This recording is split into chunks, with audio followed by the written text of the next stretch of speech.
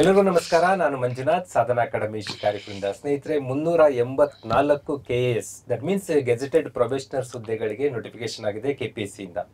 ಅದಕ್ಕೋಸ್ಕರ ಒಂದು ವಿಸ್ತೃತವಾದ ಮಾಹಿತಿ ಸಾಧನಾ ಪ್ಲಾಟ್ಫಾರ್ಮ್ ಅಲ್ಲಿ ತರಬೇಕು ಅಂತೇಳಿ ಇಬ್ಬರು KAS ಅಧಿಕಾರಿಗಳು 2020ರ ಬ್ಯಾಚ್ ನಲ್ಲಿ ತಹಶೀಲ್ದಾರ್ ಆಗಿ ಆಯ್ಕೆಯಾಗಿ 2023 ಫೆಬ್ರವರಿ ರಿಪೋರ್ಟ್ ಆಗಿ ಇನ್ನು 1 ಇಯರ್ ಆಗಿಲ್ಲ. Just youngest officers of KAS ಇವತ್ತು ನಿಮಗೆ ಗೈಡ್ ಮಾಡೋಕೆ ಬಂದಿದ್ದಾರೆ. ಮೊದಲನೇದಾಗಿ ಮಹೇಶ್ ಪಾಟೀಲ್ ಸರ್, ಅವರಿಗೆ ತುಂಬ ಸ್ವಾಗತ ಮಾಡ್ತೀನಿ. ಹಾಗೇನೆ ಇನ್ನೊಬ್ರು ನಮ್ಮ ದಾವಣಗೆರೆಯ ರಂಜಿತ್ ಎಸ್ ಅವರು ಕೂಡ ಸ್ವಾಗತ ಸರ್. Thank you sir. ಈಗ 384 ಹುದ್ದೆಗಳಲ್ಲಿ ಕರ್ನಾಟಕದ ನಮ್ಮ ಈ ಚಾನಲ್ ವೀಕ್ಷಿಸಿರೋ ಯುವಕ ಯುವತಿಯರು ಸಕ್ಸಸ್ ಕಾಣ್ಬೇಕು ಸರ್. ಅದಕ್ಕೆ ಬೇಕಾದ ಏನೇನ್ ಸ್ಟ್ರಾಟಜಿಸ್ ನಿಮ್ ಇಬ್ಬರ ಹತ್ರ ಇದೆ ಅದನ್ನ ಶೇರ್ ಮಾಡ್ಕೊಳ್ಳೋಂತ ಪ್ರಯತ್ನ ಮಾಡೋಣ. ವೆರಿ ಫಸ್ಟ್ ನಾನು ರಂಜಿತ್ ಸರ್ ಜೊತೆ ಮಾತು ಆರಂಭ ಮಾಡ್ತೀನಿ. ಸರ್, ಈಗ ಈ ನೋಟಿಫಿಕೇಶನ್ ಏನು, ಇದ್ರಲ್ಲಿ ಏನು ಅಬ್ಸರ್ವ್ ಮಾಡಬೇಕು, ಹೇಗೆ ಪ್ರಿಪರೇಷನ್ ಮಾಡಬೇಕು, ಆರಂಭದ ಮಾರ್ಗದರ್ಶನ ನಿಮ್ಮಿಂದ. ಅದಕ್ಕೂ ಮೊದಲು ನನ್ಗೇನು ಕ್ಯೂರಿಯಾಸಿಟಿ ಏನಂದ್ರೆ, ನೀವು ವಿಷಯನೇ ಮಾತಾಡೋದಕ್ಕಿಂತ ಮೊದಲಾಗಿ ಹೂ ಇಸ್ ರಂಜಿತ್ ಸರ್ ಅಂತ ಒಂದ್ ಸ್ವಲ್ಪ ಹೇಳ್ಬಿಟ್ರೆ ಅವಾಗ ನಾನು ರಂಜಿತ್ ಸರ್ ತರ ಆಗ್ಬೋದಾ ಅನ್ನೋ ಸ್ಪಿರಿಟ್ ಇರುತ್ತೆ. Who is Mahesh Patil sir ಅಂತ ಹೇಳಿದ್ರೆ ಓ ಅವರೇ ಹಾಗಿದ್ರು ನಾನು ಹಾಗಾಗ್ಬೋದಾ ಅನ್ಸುತ್ತೆ. ಹಾಗಾಗಿ ಇಂಟ್ರೊಡಕ್ಷನ್ ನಿಮ್ ಬಗ್ಗೆ ಒಂದೆರಡು ಮಾತು ಹೇಳಿ ಟಾಪಿಕ್ ಕಡೆ ಬರೋಣ sir. Sir, thank you sir. ನನ್ನ ಹೆಸರು ರಂಜಿತ್ ಎಸ್ ಅಂತ, ದಾವಣಗೆರೆ ಜಿಲ್ಲೆ ಚನ್ನಗಿರಿ ತಾಲೂಕು ಬಸವಪಣ್ಣ ಅಂತ ಗ್ರಾಮದಿಂದ ಬರ್ತಾ ಇದ್ದೀನಿ. ಈಗ ಪ್ರಸ್ತುತ ಚಾಮರಾಜನಗರ ಜಿಲ್ಲೆಯಲ್ಲಿ ಪ್ರೊಬೇಷನರ್ ತಹಸೀಲ್ದಾರ್ ವರ್ಕ್ ಮಾಡ್ತಾ ಇದ್ದೀನಿ. ಮೊಟ್ಟ ಮೊದಲನೇದಾಗಿ ಈ ಒಂದು ವೇದಿಕೆಗೆ ನಾನು ಧನ್ಯವಾದ ಹೇಳೋದಕ್ಕೆ ಇಷ್ಟಪಡ್ತೀನಿ. ಯಾಕಂದರೆ ಈ ಹಿಂದೆ ಕೂಡ ನನಗೆ ಇನ್ಸ್ಟಾಗ್ರಾಮಲ್ಲಾದರೂ ಕೆಲವೊಂದು ಕ್ವಶನ್ಸ್ಗಳು ಕೇಳ್ತಾ ಇದ್ರು, ಯಾವ ಬುಕ್ಸ್ ಓದಬೇಕು, ಏನು ಓದಬೇಕು ಅಂತ. ಬಟ್ ಸಮಯದ ಅಭಾವ ಇರೋದ್ರಿಂದ ಎಲ್ಲರಿಗೂ ಕೂಡ ರಿಪ್ಲೈ ಮಾಡೋಕ್ಕಾಗ್ತಾ ಇರಲಿಲ್ಲ. ಬಟ್ ಈ ಒಂದು ವೇದಿಕೆಯಿಂದ ಅಲ್ಲಿ ಕೂತುವಂಥ ಒಂದು ಸಾವಿರಾರು ಜನ ನೋಡ್ತಾ ಇರ್ತೀರಿ, ಅದರಲ್ಲಿ ಒಂದು 10 ಜನಕ್ಕೆ ಸಕ್ಸಸ್ ಆದರೂ ಕೂಡ ಇದೊಂದು ವೇದಿಕೆ ಸಾರ್ಥಕ ಆಗುತ್ತೆ. ಸೊ ಮೊದಲನೇದಾಗಿ ಸರ್ ಕೂಡ ಮತ್ತು ಈ ಒಂದು ವೇದಿಕೆ ಕೂಡ ನಾನು ಧನ್ಯವಾದ ಹೇಳೋಕೆ ಇಷ್ಟಪಡ್ತೀನಿ. ಸರ್, ಬಸವಪಟ್ಟಣ ತಾಲೂಕಾ ಹೋಬಳಿನ? ಸರ್, ಬಸವಪಟ್ಟಣ ಗ್ರಾಮ ಸರ್, ಹೋಬಳಿ. ಅಲ್ಲಿ ಎಜುಕೇಶನ್ ಎಲ್ಲಿವರೆಗೂ? ಸರ್, ನಾನು ಅಲ್ಲೇ ಎಜುಕೇಶನ್ 1 to 5 ತನಕ ಎಜುಕೇಶನ್ ಅಲ್ಲೇ ಮಾಡಿದ್ದೀನಿ. ಅದಾದ್ಮೇಲೆ ಜವಾಹರ್ ನವೋದಯ ವಿದ್ಯಾಲಯದಲ್ಲಿ 12ನೇ ಕ್ಲಾಸ್ ತನಕ ಮಾಡಿದೆ. ಅದಾದ್ಮೇಲೆ ನಾನು ಆಳ್ವಾಸ್ ಅಲ್ಲಿ ಇಂಜಿನಿಯರಿಂಗ್ ಕಂಪ್ಲೀಟ್ ಮಾಡಿದೆ. 2018 passed out sir. 2018 passed out ಆಯ್ತು. ಅದಾದ್ಮೇಲೆ ಕೂಡ ಇಂಡಿಯನ್ ನೇವಿ ಕೂಡ ಇಂಟರ್ವ್ಯೂ ತನಕ ಹೋಗಿದ್ದೆ. ಅದಾದ್ಮೇಲೆ 1-2-3 ಖಾಸಗಿ ಕಂಪನಿಗಳು ಕ್ಯಾಂಪಸ್ ಸೆಲೆಕ್ಷನ್ ಆಯ್ತು. ಹೈದರಾಬಾದ್ ಅಲ್ಲಿ ವರ್ಕ್ ಮಾಡಕ್ ಹೋಗಿ ಅಲ್ಲೇನೆ UPSCಗೆ ಟ್ರೈ ಮಾಡೋಣ ಅಂತೇಳಿ ಹೋದೆ. ಅದಾದ್ಮೇಲೆ 1 ವರ್ಷದಲ್ಲಿ ಆದ ತಕ್ಷಣನೇ KS ನೋಟಿಫಿಕೇಶನ್ ಆಯ್ತು. ಮೊದಲನೇ ಬಾರಿ ನನಗೇನು ಅಷ್ಟೇನು ಗೊತ್ತಿರ್ಲಿಲ್ಲ ಅದು ಯಾವ ತರ ಅಂತ. ಮೊದಲನೇದಾಗಿ ನಮ್ಗೆ ಯಾರು ಮಾರ್ಗದರ್ಶನ ಕೂಡ ಇರಲಿಲ್ಲ. ಯಾವುದೇ ಒಂದು ಕೋಚಿಂಗ್ ಇನ್ಸ್ಟಿಟ್ಯೂಟ್ ಇಲ್ಲದೆ, ಯಾವುದೇ ಒಂದು ಟೆಸ್ಟ್ ಸೀರೀಸ್ ಇಲ್ಲದೆ ನಾನು ಸ್ವಂತವಾಗಿ ಸೆಲ್ಫ್ ಪ್ರಿಪರೇಷನ್ ಆಗಿ ಈ ಸಲ ಫಸ್ಟ್ ಅಟೆಂಪ್ಟ್ ಅಲ್ಲಿ ಪಾಸ್ ಆಗಿದ್ದೀನಿ ಸರ್. ಗ್ರೇಟ್, ತುಂಬಾ ಗ್ರೇಟ್ ಸರ್. ಈಗ ನೀವು ಹಳ್ಳಿಯಿಂದ ಬಂದು ಒಂದು ಸಾಧನೆ ಮಾಡಿದಿರಿ ಅಂದಾಗ ನಮ್ಮ ಗ್ರಾಮೀಣ ಮಕ್ಕಳಿಗೆಲ್ಲ ಒಂದು ಸ್ಫೂರ್ತಿ ಆಗತ್ತೆ. ಜೊತೆಗೆ ಈಗ 384 ಹುದ್ದೆ ಆರಂಭ ಆಗಿದೆ ಸರ್. ಹೇಗೆ ಇದು ಆರಂಭ, ಸ್ಟಾರ್ಟಿಂಗ್ ಜರ್ನಿ ಹೇಗಿರ್ಬೇಕು ಸರ್? ಈಗ 384 ಹುದ್ದೆ ಅನ್ನೋದು ತುಂಬಾ ಇಂಪಾರ್ಟೆಂಟ್ ಆಗಿರೋ ಒಂದು, ಯಾಕಂದ್ರೆ ಕಳೆದ 4-5 ವರ್ಷಗಳಿಂದ ಯಾವುದೇ ನೋಟಿಫಿಕೇಶನ್ ಕೂಡ ಆಗಿರ್ಲಿಲ್ಲ. ಮತ್ತೆ ಲಾಸ್ಟ್ ಟೈಮ್ ನಮಗೆ ನೋಟಿಫಿಕೇಶನ್ ಆದಾಗ ಕೇವಲ ಒಂದು 106 ಪೋಸ್ಟ್ಗಳಿದ್ವು. ಆ 106 ಪೋಸ್ಟ್ಗಳಲ್ಲೂ ಗ್ರೂಪ್ ಎ ಪೋಸ್ಟ್ಗಳು ಇರಲಿಲ್ಲ. ಬಟ್ ಈಗ ನೀವು ನೋಟಿಫಿಕೇಶನ್ ನೋಡಿದ್ರೆ, ನಿನ್ನೆ ತಾನೇ ನೋಟಿಫಿಕೇಶನ್ ಬಂದಿರೋದು ನೋಡಿದ್ರೆ ಸರಿಸುಮಾರು 150 ಗ್ರೂಪ್ ಎ ಪೋಸ್ಟ್ಗಳು, 224-225 ಗ್ರೂಪ್ ಬಿ ಪೋಸ್ಟ್ಗಳು, ಸುಮಾರು 384 ಪೋಸ್ಟ್ಗಳು KS ಕಾಲ್ ಮಾಡಿದ್ದಾರೆ. ಸೊ ಇದೊಂದು ಏನು ಅಂತಂದ್ರೆ, ಬಹಳ ವರ್ಷಗಳಿಂದ ಕಾಯ್ತಾ ಇರಬೇಕು, ನಾವೊಂದು ಏನೋ ಒಂದು ಸಾಧಿಸ್ಬೇಕು ಅಂತೇಳಿ ಎಷ್ಟೋ ಜನ ಹಳ್ಳಿಯಿಂದ ಮಕ್ಕಳೆಲ್ಲ ಬಂದಿರ್ತಾರೆ. ನಿಮಗೆಲ್ಲ ಗೊತ್ತಿರೋ ಹಾಗೇನೆ ನಿನ್ನೆ ನೋಟಿಫಿಕೇಶನ್ ಬಿದ್ದಿದೆ ಅಂತ ಹೇಳಿದ ತಕ್ಷಣ ನಿನ್ನೆನೇ ನೈಟ್ ಬಸ್ ಹತ್ಕೊಂಡು ಧಾರವಾಡ, ಬೆಂಗಳೂರೆಲ್ಲ ಬಂದಿರೋ ಬಹಳ ಜನ ಇದ್ದಾರೆ. ಸೊ ಅಂಥವ್ರಿಗೆಲ್ಲರಿಗೂ ನಿಮ್ಮ ಏನು ಅನ್ನೋದೊಂದು ಪ್ರೂವ್ ಮಾಡುವಂಥ ಒಂದು ವೇದಿಕೆ. ಖಂಡಿತವಾಗಿ ನೀವು ಯಾರು ಕೂಡ 384 ಪೋಸ್ಟ್ಗಳನ್ನ ತುಂಬ ಸೀರಿಯಸ್ ಆಗಿ ಮಾಡಿ, ಈ ಒಂದು ಅರ್ಧ ಗಂಟೆ 3/4 ಗಂಟೆ ವಿಡಿಯೋದಲ್ಲಿ ನಾವು ಹೇಳ್ತೀವಿ ಏನೇನು ಮಾಡಬೇಕು, ಯಾವ ಮಾರ್ಗದರ್ಶನ ಹೇಳ್ಬೇಕು. 106 ಜಸ್ಟ್ 106 ಅಲ್ಲಿ ಇದ್ದಂಥದ್ದನ್ನೇ ಮಾಡ್ಕೊಂಡು ಕ್ರ್ಯಾಕ್ ಮಾಡಿದಾಗ 384 ದೊಡ್ಡ ನಂಬರ್ ಅದು. ಯಾಕಂದ್ರೆ 2000 ನಂತರ ನಾನು ಇಷ್ಟು ದೊಡ್ಡ ನಂಬರ್ ನೋಡಿಲ್ಲ. This is the biggest number ಒಂದು 25 ವರ್ಷದಲ್ಲಿ. ಈ ನಂಬರ್ ಇದ್ದಾಗ ನೀವು ಟ್ರೈ ಮಾಡಬೇಕು. ಮತ್ತೆ ಅಷ್ಟೇ ಕಾಂಪಿಟೇಷನ್ ಕೂಡ ಇದೆ, ಆ ಪ್ರಯತ್ನ ಮಾಡೋಣ. ಈಗ ರಂಜಿತ್ ಸರ್ ಅವ್ರಿಗೆ ಸ್ವಲ್ಪ ಪಾಸ್ ಮಾಡಿ ಮಹೇಶ್ ಪಾಟೀಲ್ ಸರ್ ಜೊತೆ ಮಾತು ಮುಂದುವರಿಸ್ತೀನಿ. ಮಹೇಶ್ ಪಾಟೀಲ್ ಸರ್, ನಿಮ್ ಬಗ್ಗೆನೂ ಹುಡುಗರು ಕ್ಯೂರಿಯಾಸಿಟಿಕ್ ಆಗಿ ಇದ್ದಾರೆ. ನಮ್ಮ ಮೈಸೂರಲ್ಲಿ ಈಗ ಪ್ರೊಬೇಷನರಿ ಮಾಡ್ತಾ ಇದ್ದೀರಾ. ನಿಮ್ದು ಆರಂಭ ಸರ್, ಅಂದ್ರೆ ನಿಮ್ಮ ಜರ್ನಿ ಹೇಗಿತ್ತು, ಎಲ್ಲಿಂದ ಬಂದ್ರಿ, ಹೇಗೆ? ನನ್ನ ಹೆಸರು ಮಹೇಶ್ ಪಾಟೀಲ್ ಅಂತ. ನಾನು ಮೂಲತಃ ಬೀದರ್ ಜಿಲ್ಲೆ, ಪ್ರಾಪರ್ ಬೀದರ್ ಸಿಟಿಯವನು. 2014ರಲ್ಲಿ ನಾನು ಮೆಕ್ಯಾನಿಕಲ್ ಇಂಜಿನಿಯರ್ ಗ್ರ್ಯಾಜುಯೇಟ್ ಆದೆ UVC ಬೆಂಗಳೂರಿಂದ. ಸೊ ಅದಾದ ನಂತರ ಒಂದು 6 ತಿಂಗಳು ಜಾಬ್ ಮಾಡಿದೆ IT ಆದಮೇಲೆ ಆವಾಗ ಒಂದು KS ನೋಟಿಫಿಕೇಶನ್ ಆಗಿತ್ತು 2014. ಸೊ ಅದನ್ನು ನೋಡಿ ನಾನು ಕೂಡ ಬರಬೇಕು ಅಂತ ಅವಾಗ ನಾನು UPSC journey KPSC journey start ಮಾಡಿದ್ದೆ 2015-16 ರಂಚಲ್ಲಿ. ಸೊ ಅಲ್ಲಿಂದ ಇಲ್ಲಿವರೆಗೂ ಸುಮಾರು 7 ವರ್ಷಗಳ ಟೈಮ್ ತೊಗೊಳ್ತು ನನಗೆ. It was not A short journey for me. So ಸುಮಾರು 4 UPSC ಮೇನ್ಸ್ ಬರ್ತಿದ್ದೀನಿ, ಇಂಟರ್ವ್ಯೂಗೆ ಹೋಗಿದ್ದೀನಿ UPSCಯಲ್ಲಿ ಒಂದು, KPSCಯಲ್ಲಿ 3 ಮೇನ್ಸ್ ಬರ್ತಿದ್ದೀನಿ, 2 ಇಂಟರ್ವ್ಯೂ ಹೋಗಿದ್ದೀನಿ. ಈ ಸರಿ ಇದಾಯಿತು. So it is almost 7 years long journey. I written some 7-8 mains itself. So ಇವಾಗ ಸದ್ಯಕ್ಕೆ ಮೈಸೂರಿನಲ್ಲಿ ಪ್ರೊಬೇಷನರಿ ತಹಶೀಲ್ದಾರ್ ಆಗಿ ಕೆಲಸ ಮಾಡ್ತಾ ಇದ್ದೀನಿ. ಸರಿ, 7-8 ವರ್ಷಗಳು 6-7 ವರ್ಷ ಕಳಿಬೇಕು ಅಂದಾಗ ಹೇಗಿತ್ತು? ಮನೆ ಕಡೆಯಿಂದ ಸಪೋರ್ಟ್ ಇತ್ತಾ ಅಥವಾ ನೀವೇನಾದ್ರೂ ವರ್ಕ್ ಮಾಡ್ತಾ ಇದ್ರಾ? ಮನೆ ಕಡೆಯಿಂದ ಖಂಡಿತ ಸಪೋರ್ಟ್ ಇತ್ತು. ಸ್ಟಾರ್ಟಿಂಗ್ 7 ವರ್ಷ ಅಂದರೆ ಸ್ಟಾರ್ಟಿಂಗ್ 4-5 ವರ್ಷ ತುಂಬ ಕ್ರೂಷಿಯಲ್ಲು. ಮೊದಲಿಗೆ ಯಾವುದೋ ಒಂದು ಕೋಚಿಂಗ್ ಸೆಂಟರ್ ಹೋಗಬೇಕು, ನಾವೇ ಬುಕ್ಸ್ ತೊಗೋಬೇಕು, ರೂಮ್ ಮಾಡಬೇಕು, ಅದಕ್ಕೆ ಬಾಡಿಗೆ ಕಟ್ಟಬೇಕು. ಸೊ ವೆಚ್ಚ ತುಂಬ ಇರುತ್ತೆ. ಸೊ ಕಂಟಿನ್ಯೂ 4 yearsವರೆಗೂ 2019ವರೆಗೂ I was completely dependent on home. ಮನೆಯಿಂದ ದುಡ್ಡು ಆಗ್ತಿದೆ. ಸೊ ಇದಕ್ಕೆ ಮೋಟಿವೇಶನ್ ಅಂದರೆ ಪ್ರತಿ ವರ್ಷ ಫಿಲಿಮ್ಸ್ ಕ್ಲಿಯರ್ ಆಗ್ತಿತ್ತು, ಇದರ್ KPSC UPSC. So I was ನನಗೆ ಎಲ್ಲೂ ನಾನು ದೂರ ಇದ್ದೀನಿ ಅಂತ ಅನಿಸ್ತಿರ್ಲಿಲ್ಲ. ಆಗ್ಬಹುದು, ಆಗತ್ತೆ. ಸೊ ಇದರಿಂದ ಫ್ಯಾಮಿಲಿ ಆಗಲಿ, ಫ್ರೆಂಡ್ಸ್ ಆಗಲಿ, ರಿಲೇಟಿವ್ಸ್ ಆಗಲಿ, ಇನ್ನೊಂದು give A try, don't exit ಅಂತ ಇತ್ತು. ಸೊ ಹೀಗೆ 4-5 years ಕಳೆದ ನಂತರ 2020ರಲ್ಲಿ 2 ಇಂಟರ್ವ್ಯೂ ಇತ್ತು. 2019-20ರಲ್ಲಿ ಒಂದು KPSC ಇಂಟರ್ವ್ಯೂ, UPSC ಇಂಟರ್ವ್ಯೂ, 2 ಆಗಲಿಲ್ಲ unfortunately. I was hoping at least ಒಂದು ಆಗುತ್ತೆ ಅಂತ. ಅದಾದ ನಂತರ ನಾನೊಂದು ಕೋಚಿಂಗ್ ಇನ್ಸ್ಟಿಟ್ಯೂಟ್ನಲ್ಲಿ ಪಾಠ ಮಾಡಿಕೊಂಡು ಸೆಲ್ಫ್ ರಿಲಯಂಟ್ ಆದೆ. So then I continued, then I wrote this in 2022 I got a result. But starting 4 years family support ಇಲ್ಲ ಅಂದರೆ ಇದಾಗಲ್ಲ. ಅದು ಒಟ್ಟಿಗೆ ಆಯ್ತು 20 ನಂತರ. ಹೌದೌದು. ಅಂದ್ರೆ ಇದನ್ನ ಯಾಕೆ ನಾನು ಒತ್ತಿ ಕೊಟ್ಟು ಕೇಳಿದೆ ಅಂದ್ರೆ ಸರ್, ಕೆಲವರು ನಮ್ಮಲ್ಲಿ ಜಾಬ್ಗಳಲ್ಲಿ ಇದ್ದಾರೆ, ಅವರು 100% ಓದಕ್ ಕೂತವ್ರು ಮಾತ್ರ ಓದ್ತಾರೆ, ನಾವು ಜಾಬ್ ಮಾಡ್ತಾ ಓದಕ್ ಆಗಲ್ಲ ಅಂತ ಫಿಯರ್ ಪಡಬಾರ್ದು. ಅದಕ್ಕೆ ಇಲ್ಲ ನಾನು ಫ್ರಾಂಕ್ ಆಗಿ ಹೇಳ್ಬೇಕಾದ್ರೆ ನನ್ನ ಆಸ್ಪಾಸ್ ಇರೋರು ಎಷ್ಟೊಂದು ಜನ ಜಾಬ್ ಮಾಡ್ಕೊಂಡಿದ್ದಾರೆ. ಆಮೇಲೆ ನಾನು ಈಗ ಬರ್ದಾಗ ಕಳೆದ 4 ವರ್ಷದಿಂದ ಜಾಬ್ ಮಾಡ್ಕೊಂಡೇ ಇದ್ದೆ.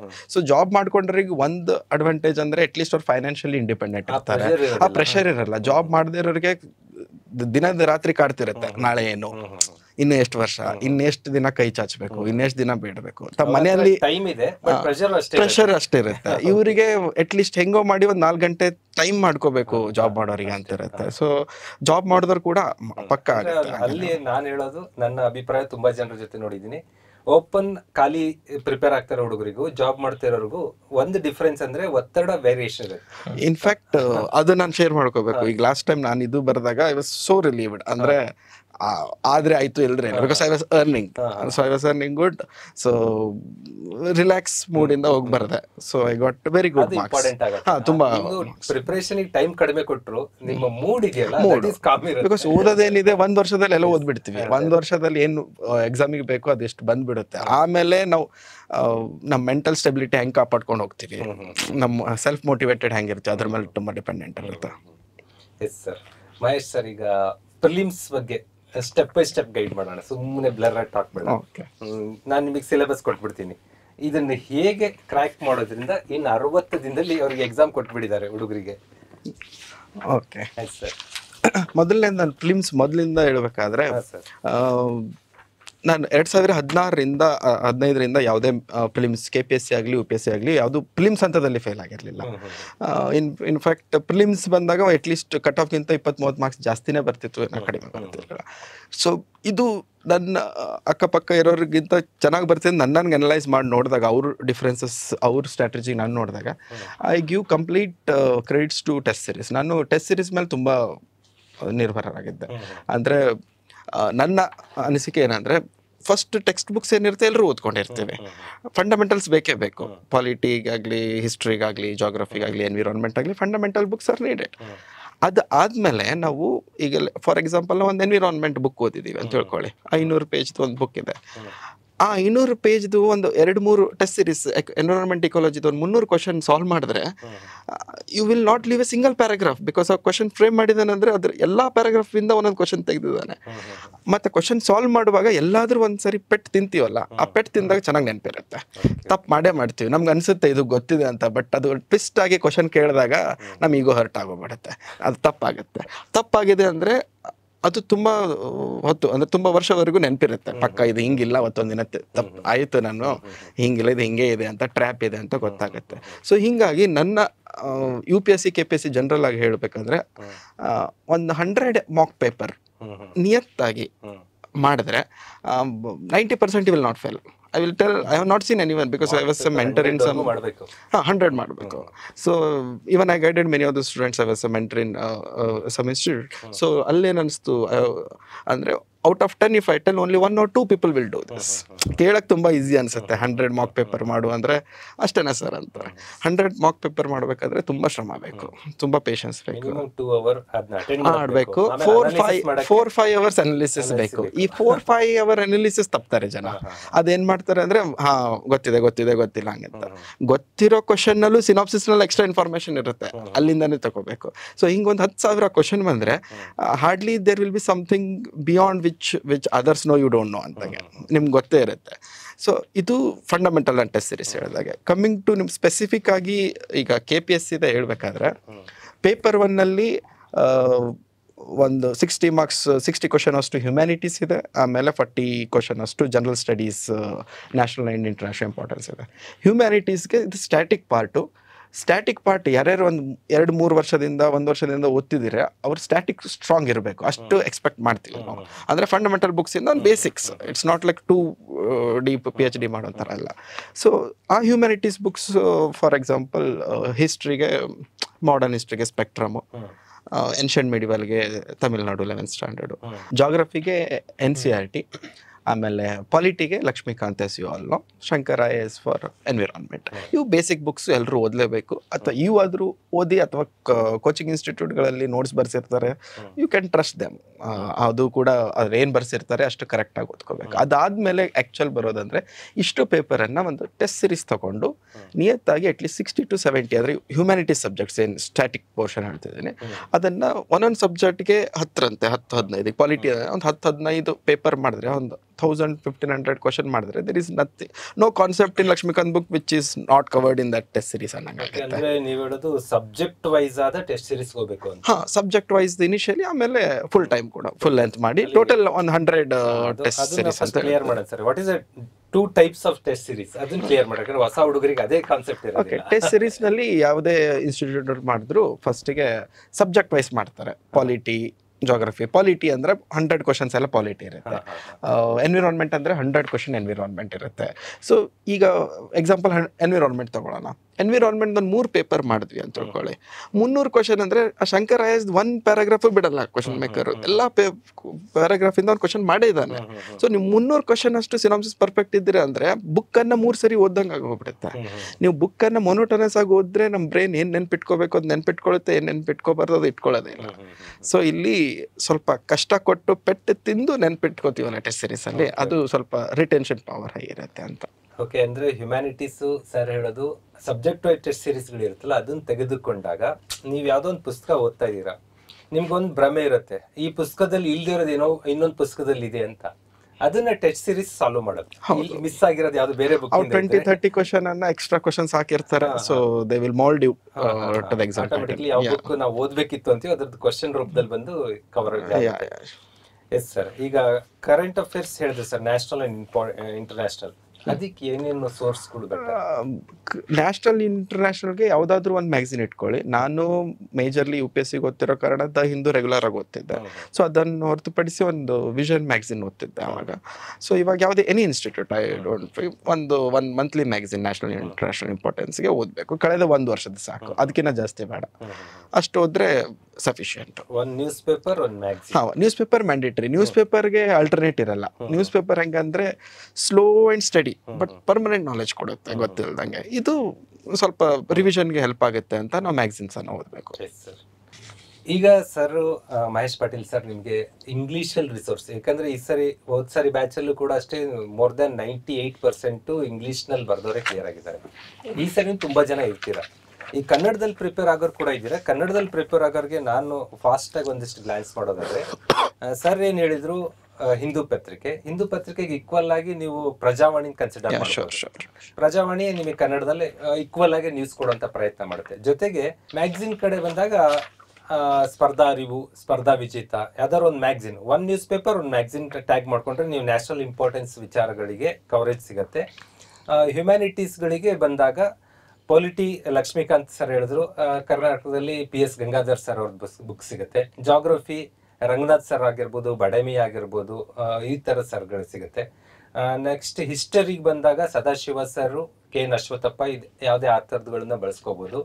ಇನ್ ಸೈನ್ಸ್ಗಳಲ್ಲಿ ತುಂಬಾ ಬುಕ್ಗಳಿದೆ. 4G ರವಿ ಅಂತ ಅವ್ರದ್ದಿದೆ, ಹಾಗೆ ವೆಂಕಟರಮಣ ಸ್ವಾಮಿ ಅವ್ರ ಸರ್ದಿದೆ, ಹಾಗೇನೆ ನಿರಂಜನ ಅವ್ರದ್ದು, ಹೀಗೆ 3-4 ಜನದ ಬುಕ್ ಇದೆ. ಯಾವುದೋ ಒಂದ್ ತೆಗೆದುಕೊಂಡಾಗ ಇದು ನಿಮಗೆ ಬೇಸಿಕ್ ಕವರ್ ಆಗುತ್ತೆ. ಜೊತೆಗೆ test series which is better sir comparatively? ಇವಾಗ ಸದ್ಯಕ್ಕೆ ಸ್ವಾಧ್ಯಾಯ ಅವ್ರದ್ದು ಚೆನ್ನಾಗಿದೆ. ಸ್ವಾಧ್ಯಾಯ ಅಂತ ಆನ್ಲೈನ್ ಆಗಿ ಕನ್ನಡದಲ್ಲೂ ಇದೆ, ಕನ್ನಡದಲ್ಲೂ ಇಂಗ್ಲಿಷ್ ನಲ್ಲೂ ಎರಡು ಇದೆ. ಕನ್ನಡ ಮೀಡಿಯಂನವರು ತಗೋಬಹುದು, ಇಂಗ್ಲಿಷ್ ಮೀಡಿಯಂ. ಈಗ ಬುಕ್ಸ್ ನಾವು ಸರ್ ಎಲ್ಲ ಹಿಡಿದ್ವಿ, ಆ ಬುಕ್ಸಿನ ಆಚೆಗೆ ಏನಾರು ಇದ್ದಾಗ ನೀವು ಟೆಸ್ಟ್ ಸೀರೀಸ್ ನಲ್ಲಿ ಈಗ ಸ್ವಾಧ್ಯಾಯ ಇದೆ ಅಂದ್ರೆ ನಾನು ಸಬ್ಜೆಕ್ಟ್ ವೈಸ್ ಫುಲ್ ಅಂತಂದೆ. ಸೊ ಅವ್ರು ಕೂಡ 32 ಪೇಪರ್ಸ್ ಸಮಥಿಂಗ್ ಸಬ್ಜೆಕ್ಟ್ ವೈಸ್ ಇಟ್ಟಿದ್ದಾರೆ, ಇನ್ನೊಂದು 32 ಫುಲ್ ಅಂತ. ಸೊ ಯಾರಾದ್ರೂ ಆಲ್ರೆಡಿ 5-6 ವರ್ಷದಿಂದ 4-5 ವರ್ಷ ಓದೋರು ತುಂಬಾ ಜನ ಇರ್ತಾರೆ. ಅವ್ರಿಗೆ ನನ್ನ ಕಿವಿ ಮಾತು, ಇನ್ ಕೇಸ್ 60 ದಿನ ಇದೆ ಅನ್ಕೊಂಡಿದೀವಿ ಈಗ May 5ಗೆ. ಸೊ ಅವ್ರು ಏನ್ ಮಾಡ್ಬೇಕಂದ್ರೆ 60 ಪೇಪರ್ ಅನ್ನ ತುಂಬಾ ಸೀರಿಯಸ್ ಆಗಿ ತಗೊಳ್ಳಿ. 60 ಪೇಪರ್ ಅಂದ್ರೆ ಒಂದು 6000 ಕ್ವಶನ್ಸ್, ಅದ್ರಲ್ಲಿ ಒಂದು 3000 ಕ್ವಶನ್ ಅಷ್ಟು ಅವ್ರಿಗೆ ಗೊತ್ತೇ ಇರುತ್ತೆ. ಇನ್ನೊಂದು 3000 ಸ್ವಲ್ಪ ಎಕನಾಮಿಕ್ ಸರ್ವೆಯಿಂದ ಬರುತ್ತೆ, ಅಂದ್ರೆ ಯಾವ್ದು ನಮ್ಗೆ ಅಷ್ಟು ಕನ್ವೆನ್ಷನಲ್ ಗೊತ್ತಿರಲ್ಲ ಅಂತದ್ದು. ಸೊ ಅವಿಷ್ಟು ಪರ್ಫೆಕ್ಟ್ ಮಾಡ್ಕೊಂಡು ಹೋದ್ರೆ ಪ್ರಿಲಿಮ್ಸ್ ಆಲ್ಮೋಸ್ಟ್ ಕ್ಲಿಯರ್ ಆಗುತ್ತೆ. ನನ್ನ ಎಕ್ಸ್ಪೀರಿಯನ್ಸ್ ನಾನು ಲಾಸ್ಟ್ ಟೈಮ್ ಶೇರ್ ಮಾಡ್ಬೇಕಂದ್ರೆ, ಲಾಸ್ಟ್ ಟೈಮ್ ಪ್ರಿಲಿಮ್ಸ್ ಅಲ್ಲಿ ಕೊರೋನಾ ಇತ್ತು. ಸೊ ಎಲ್ಲರೂ ಲಾಕ್ಡೌನ್ ಇರೋದ್ರಿಂದ ಬೆಂಗಳೂರಿನಲ್ಲಿ ಯಾರಿಲ್ಲ, ನಾನು ಬೀದರ್ನಲ್ಲಿ ಇದ್ದೆ. I was completely away from books from 5-6 months ಎಲ್ಲರೂ ಹಂಗೆ.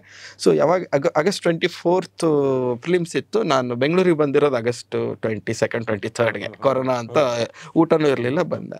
So what I did is static I had A confidence because these many years I was clearing. Static ಬಿಟ್ಟು ಕರೆಂಟ್ ಅಫೇರ್ಸ್ಗೆ ಏನು ಮಾಡಿದೆ ಅಂತ ಟೆಸ್ಟ್ ಸೀರೀಸ್ ಪೇಪರ್ 17 ಪೇಪರನ್ನು ತಗೊಂಡು ಯಾವ್ಯಾವ ಕರೆಂಟ್ ಅಫೇರ್ಸ್ ಇರುತ್ತೆ ಆ ಕರೆಂಟ್ ಅಫೇರ್ಸ್ ಕ್ವಶನ್ ಕಲೆಕ್ಟ್ ಮಾಡ್ಕೊಂಡೆ 1-3-4 hours ಅಲ್ಲಿ. I took some 250 questions out of 20 test series paper ಏನೋ ತಗೊಂಡಿದ್ದೆ. 250 ಕ್ವಶನ್ ಅನ್ನ ಒಂದ್ ದಿನದಲ್ಲಿ ಬೈ ಹ್ಯಾಟ್ ಮಾಡಬೇಕು.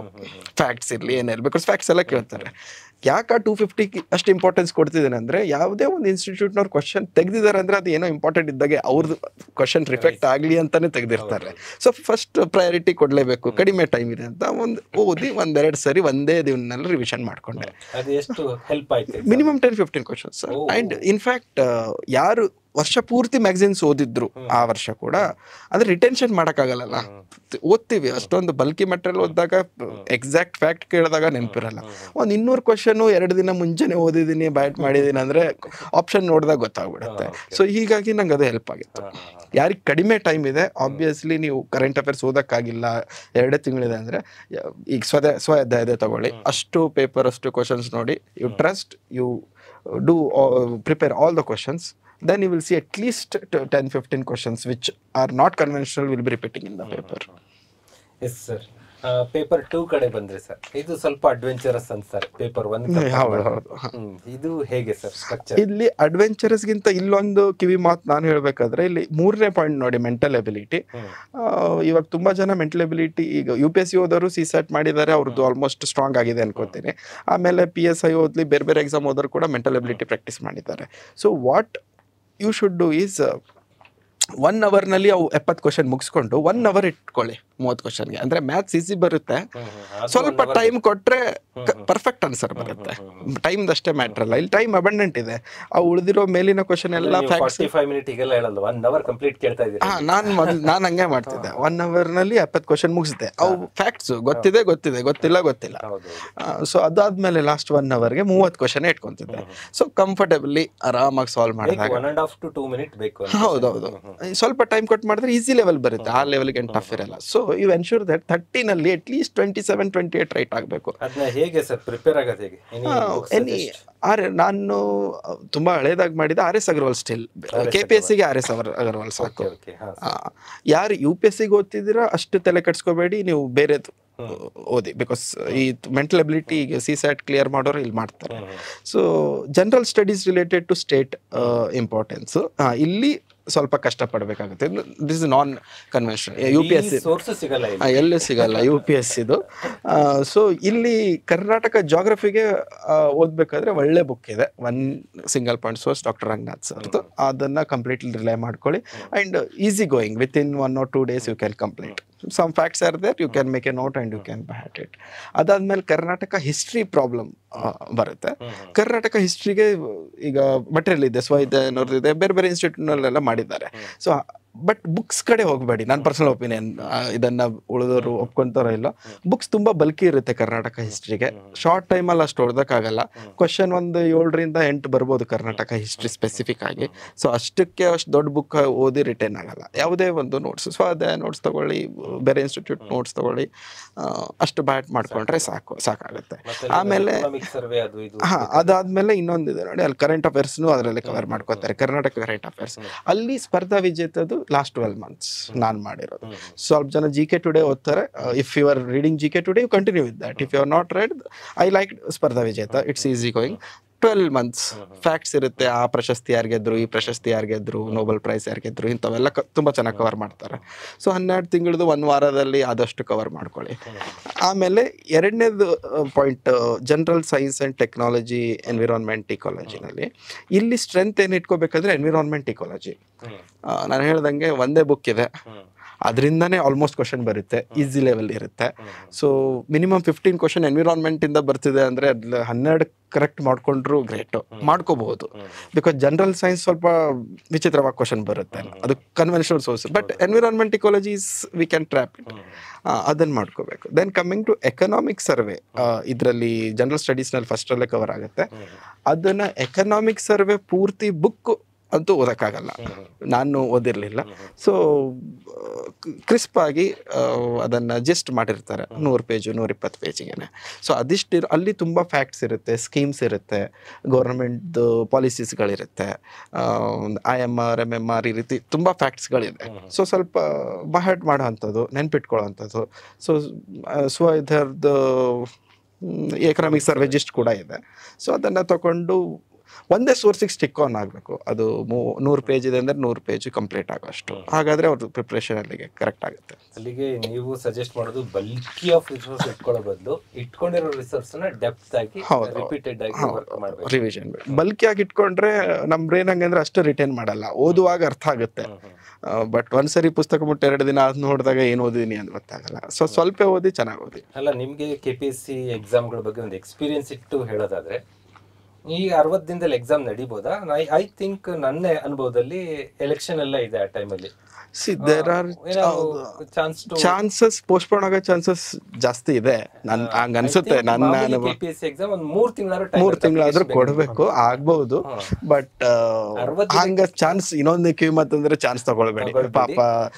ಓದೋದೇ ಸ್ಟಾರ್ಟ್ ಮಾಡಿ ಹೇಗಿದ್ರು ಜೂನ್ ಒಂದು ಆಕ್ಷನ್ ಪ್ಲಾನ್ ಮುಗಿಸ್ಕೊಂಡು ಆಮೇಲೆ ಬೇಕಾದ್ರೆ ಪೋಸ್ಟ್ಪೋನ್ ಆದ್ರೆ ಇನ್ನೊಂದು ತಿಂಗಳು, ಮೋಸ್ಟ್ಲಿ ಜೂನ್ಗೆ ಆಗುತ್ತೆ. ಹಂಗಂತ ರಿಲ್ಯಾಕ್ಸ್ ಆಗಬೇಡಿ. ಯಾರಿಗೊತ್ತು KPSC ನೋಡ್ರು ಇಷ್ಟೊಂದು ಪ್ರತಿಭಟನೆ ಚಾಲೆಂಜ್ ಮಾಡಿ ಅವಾಗೆ ಮಾಡ್ತೀನಿ ಅಂದ್ರೆ ತುಂಬಾ ಜನ ಸಫರ್ ಆಗ್ತಾರೆ. ಅದ್ರಲ್ಲೂ ವರ್ಕಿಂಗ್ ನಲ್ಲಿ ಇರ್ತಾರೆ. ಇವಾಗ ನೋಟಿಫಿಕೇಶನ್ ಬಂದ್ಮೇಲೆ ಲೀವ್ ತಗೊಂಡು ಬರೋರು ಇದ್ದಾರೆ. ಸೊ ಅಂತವ್ರು ಇಮಿಡಿಯೇಟ್ಲಿ ಸ್ಟಾರ್ಟ್ ಮಾಡಿ. You think only 60 days. Postpone ಆದ್ರೆ it's in your favour, but don't take a chance. ಈಗ ಮಹೇಶ್ ಸರ್ ತುಂಬಾ ವಿಸ್ತೃತವಾಗಿ ಮಾಹಿತಿ ಕೊಟ್ಟರು. ಅವರು ಕೇವಲ ತಹಶೀಲ್ದಾರ್ ಆಗಿದ್ದಾರೆ ಅನ್ನೋದಕ್ಕಿಂತ ಅವ್ರು ಟೀಚಿಂಗ್ ಮಾಡಿ ಎಕ್ಸ್ಪೀರಿಯನ್ಸ್ ಇದ್ದಿದ್ದ ಕಾರಣಕ್ಕೆ pin to pin experience share ಮಾಡಿದ್ದಾರೆ. ಇನ್ನೂ ತುಂಬಾ ಮಾತಾಡಿದೆ ಮಹೇಶ್ ಸರ್ ಜೊತೆ. ಅದಕ್ಕೂ ಮೊದಲು ನಮ್ಮ ರಂಜಿತ್ ಸರ್ ಜೊತೆ ಮೇನ್ ಸ್ಟ್ರಾಟಜಿಗಳು, ಮೇನ್ಸ್ ಅನ್ನ ಹೇಗೆ ಕ್ರ್ಯಾಕ್ ಮಾಡ್ಬೇಕಂದ್ರೆ ಫಸ್ಟ್ ಟೈಮ್ ಹೊಡ್ಕೊಂಡ್ಬಂದು ತಹಶೀಲ್ದಾರ್ ಆಗೋದಿದೆಯಲ್ಲ, ಅದೊಂದು ಅಚೀವ್ಮೆಂಟೇ. ಇಷ್ಟು ಕ್ವಿಕ್ ಆಗಿ ಹೇಗೆ ಕ್ರ್ಯಾಕ್ ಮಾಡಿದ್ರು ಅನ್ನೋ ಸೀಕ್ರೆಟ್ ಜೊತೆಗೆ ಮೇನ್ ಸಬ್ಜೆಕ್ಟ್ ಏನು, ಮೇನ್ಸ್ ಅಲ್ಲಿ ಹೇಗೆ ಅಚೀವ್ ಮಾಡಬೇಕು ಅನ್ನೋ ರಿಲೇಟೆಡ್ ಆಗಿ ಸರ್ ಮಾತಾಡ್ತಾರೆ. Please sir. ಸರ್, ನಿಮಗೆಲ್ಲ ಗೊತ್ತಿರೋ ಹಾಗೇನೆ ಈ ಒಂದು ಪರೀಕ್ಷೆ, KS ಪರೀಕ್ಷೆ, ಗೆಜೆಟ್ ಪ್ರೊಬೇಷನ್ ಅನ್ನೋದು 3 ಹಂತದಲ್ಲಿ ನಡೆಯುತ್ತೆ. ಒಂದು ಪೂರ್ವಭಾವಿ ಪರೀಕ್ಷೆ ಅಂದರೆ ಪ್ರಿಲಿಮ್ಸು, ನೆಕ್ಸ್ಟ್ ಲಿಖಿತ ಪರೀಕ್ಷೆ ಅಂದರೆ ಮೇನ್ಸು, ಥರ್ಡ್ ಒಂದು ಇಂಟರ್ವ್ಯೂ ವ್ಯಕ್ತಿತ್ವ ಪರೀಕ್ಷೆ. ಈ ಮೂರಲ್ಲೂ ತುಂಬ ಇಂಪಾರ್ಟೆಂಟ್ ನಿಮ್ಮ ಹೆಸರನ್ನು PDF ಅಲ್ಲಿ ರ್ಯಾಂಕ್ ಲಿಸ್ಟಲ್ಲಿ ಬರೋ ಅಂಥದ್ದೇ ಮುಖ್ಯ ಪರೀಕ್ಷೆ ಹೆಸರಲ್ಲಿ ಅಂತ ತಕ್ಕಂತಲೇ ತುಂಬ ಇಂಪಾರ್ಟೆಂಟ್ ಪರೀಕ್ಷೆ. ಇದರಲ್ಲಿ ಏನಂತಂದರೆ ನೀವು ಪ್ರಿಲಿಮ್ಸಲ್ಲಿ ಏನಾಗುತ್ತೆ 2 ಪೇಪರ್ ಇರುತ್ತೆ 400 ಮಾರ್ಕ್ಸು. ಈಗ ಕ್ವಾಲಿಫೈಯಿಂಗ್ ಪೇಪರ್ ಇರೋದ್ರಿಂದ ಅದು ನೀವು ಒಬ್ಬರು 250 ಮಾರ್ಕ್ಸ್ ತೆಗೆದ್ರು ಅಷ್ಟೇ, 390 ಮಾರ್ಕ್ಸ್ ತೆಗೆದ್ರು ಅಷ್ಟೇ, ದೇ ವಿಲ್ ಗಿವ್ ನಿಮ್ಮ ಜಸ್ಟ್ ಒಂದು ಗೇಟ್ ಪಾಸ್ ಕೊಡ್ತಾರೆ, ಒಂದು ಮೇನ್ಸಿಗೆ ಒಂದು ಟಿಕೆಟ್ ಕೊಡ್ತಾರೆ ಅಷ್ಟೇ. ಬಟ್ ಯಾವಾಗ ನೀವೆಲ್ಲರೂ ಮೇನ್ಸಿಗೆ ಬಂದಾಗ ಈಗಿನ ನಾವು ಲೇಟೆಸ್ಟ್ ನೋಟಿಫಿಕೇಶನ್ ಪ್ರಕಾರ 384 ಪೋಸ್ಟ್ಗಳಿದಾವೆ. ಅಂದರೆ ಮೇನ್ಸಿಗೆ ಎಷ್ಟು ಜನ ತಗೊತಾರೆ ಅಂದರೆ 1:15 ಅಂತ. ಅಂದರೆ ಒಂದು ಪೋಸ್ಟ್ಗೆ 15 ಜನನ ಮೇನ್ಸ್ಗೆ ಲಿಖಿತ ಪರೀಕ್ಷೆ ಬರೆಯೋದಕ್ಕೆ ಅವಕಾಶ ಮಾಡಿಕೊಡ್ತಾರೆ. ಅಂದರೆ ಈಗಿನ 384 ಪೋಸ್ಟಿಗೆ 5,670 ಜನ ಮೇನ್ಸ್ ಬರೀತಾರೆ. ಸೊ ಈ 5,670 ಜನದಲ್ಲಿ ಕಾಂಪಿಟೇಷನ್ ಈಗ ಪ್ರತಿಯೊಬ್ಬರು ಕೂಡ ಸರ್ ಹೇಳ್ದಂಗೆ ಎಲ್ಲ ಇನ್ಸ್ಟಿಟ್ಯೂಟ್ದು ಪ್ರಿಪರೇಷನ್ ಮಾಡ್ತಾರೆ, ಅದೇ ಮೈಂಡ್ ಸೆಟ್ ಇರುತ್ತೆ. ಇಲ್ಲಿ ಏನು ಮಾಡಬೇಕಂದ್ರೆ ನಾನು ತುಂಬ ಸಿಂಪಲಾಗಿ ಹೇಳ್ತೀನಿ, ಯಾಕಂದರೆ ನಾನು ಕೂಡ ಒಂದು 2-3 ಅಟೆಂಪ್ಟ್ ಮಾಡಿಲ್ಲ, ಇದೇ ಫಸ್ಟ್ ಅಟೆಂಪ್ಟು. ಯಾವುದೇ ಒಂದು ಇನ್ಸ್ಟಿಟ್ಯೂಟಲ್ಲಿ ನಾವು ಹೋಗಿ ಯಾವುದಕ್ಕೆ ಡೈರೆಕ್ಟ್ ಕೋಚಿಂಗ್ ತಗೊಂಡಿಲ್ಲ. ಸೊ ಈಗ ನನ್ನ ಅಡ್ವೈಸ್ ನಾನು ಸಿಂಪಲ್ ಆಗಿ ಹೇಳ್ತೀನಿ, ತುಂಬ ಕಾಂಪ್ಲಿಕೇಟೆಡ್ ಮಾಡ್ಕೊಳಕ್ಕೆ ಹೋಗಬೇಡಿ. ತುಂಬ ಈಸಿಯಾಗಿ ನನಗನ್ಸೋ ಮಟ್ಟಿಗೆ ಈ KS ಎಕ್ಸಾಮ್ ತುಂಬ ಈಸಿಯಾಗಿ ಪಾಸ್ ಮಾಡೋವಂಥದ್ದು. ಇದರಲ್ಲಿ ಏನು ಅಂತಂದರೆ ಈಗ ನಿಮಗೆ ಗೊತ್ತಿರೋ ಹಾಗೆ ಈ ಮೇನ್ಸ್ ಪರೀಕ್ಷೆಯಲ್ಲಿ 7 ಪೇಪರ್ ಇರುತ್ತೆ. ಈ ಹಿಂದೆ 2 ಆಪ್ಷನಲ್ ಪೇಪರ್ಸ್ ಇತ್ತು, 250 ಮಾರ್ಕ್ಸಿಗೆ 250 ಮಾರ್ಕ್ಸಿಗೆ, ಅದು ಈಗ ತೆಗೆದುಹಾಕಿದ್ದಾರೆ. So they are playing a level playing field.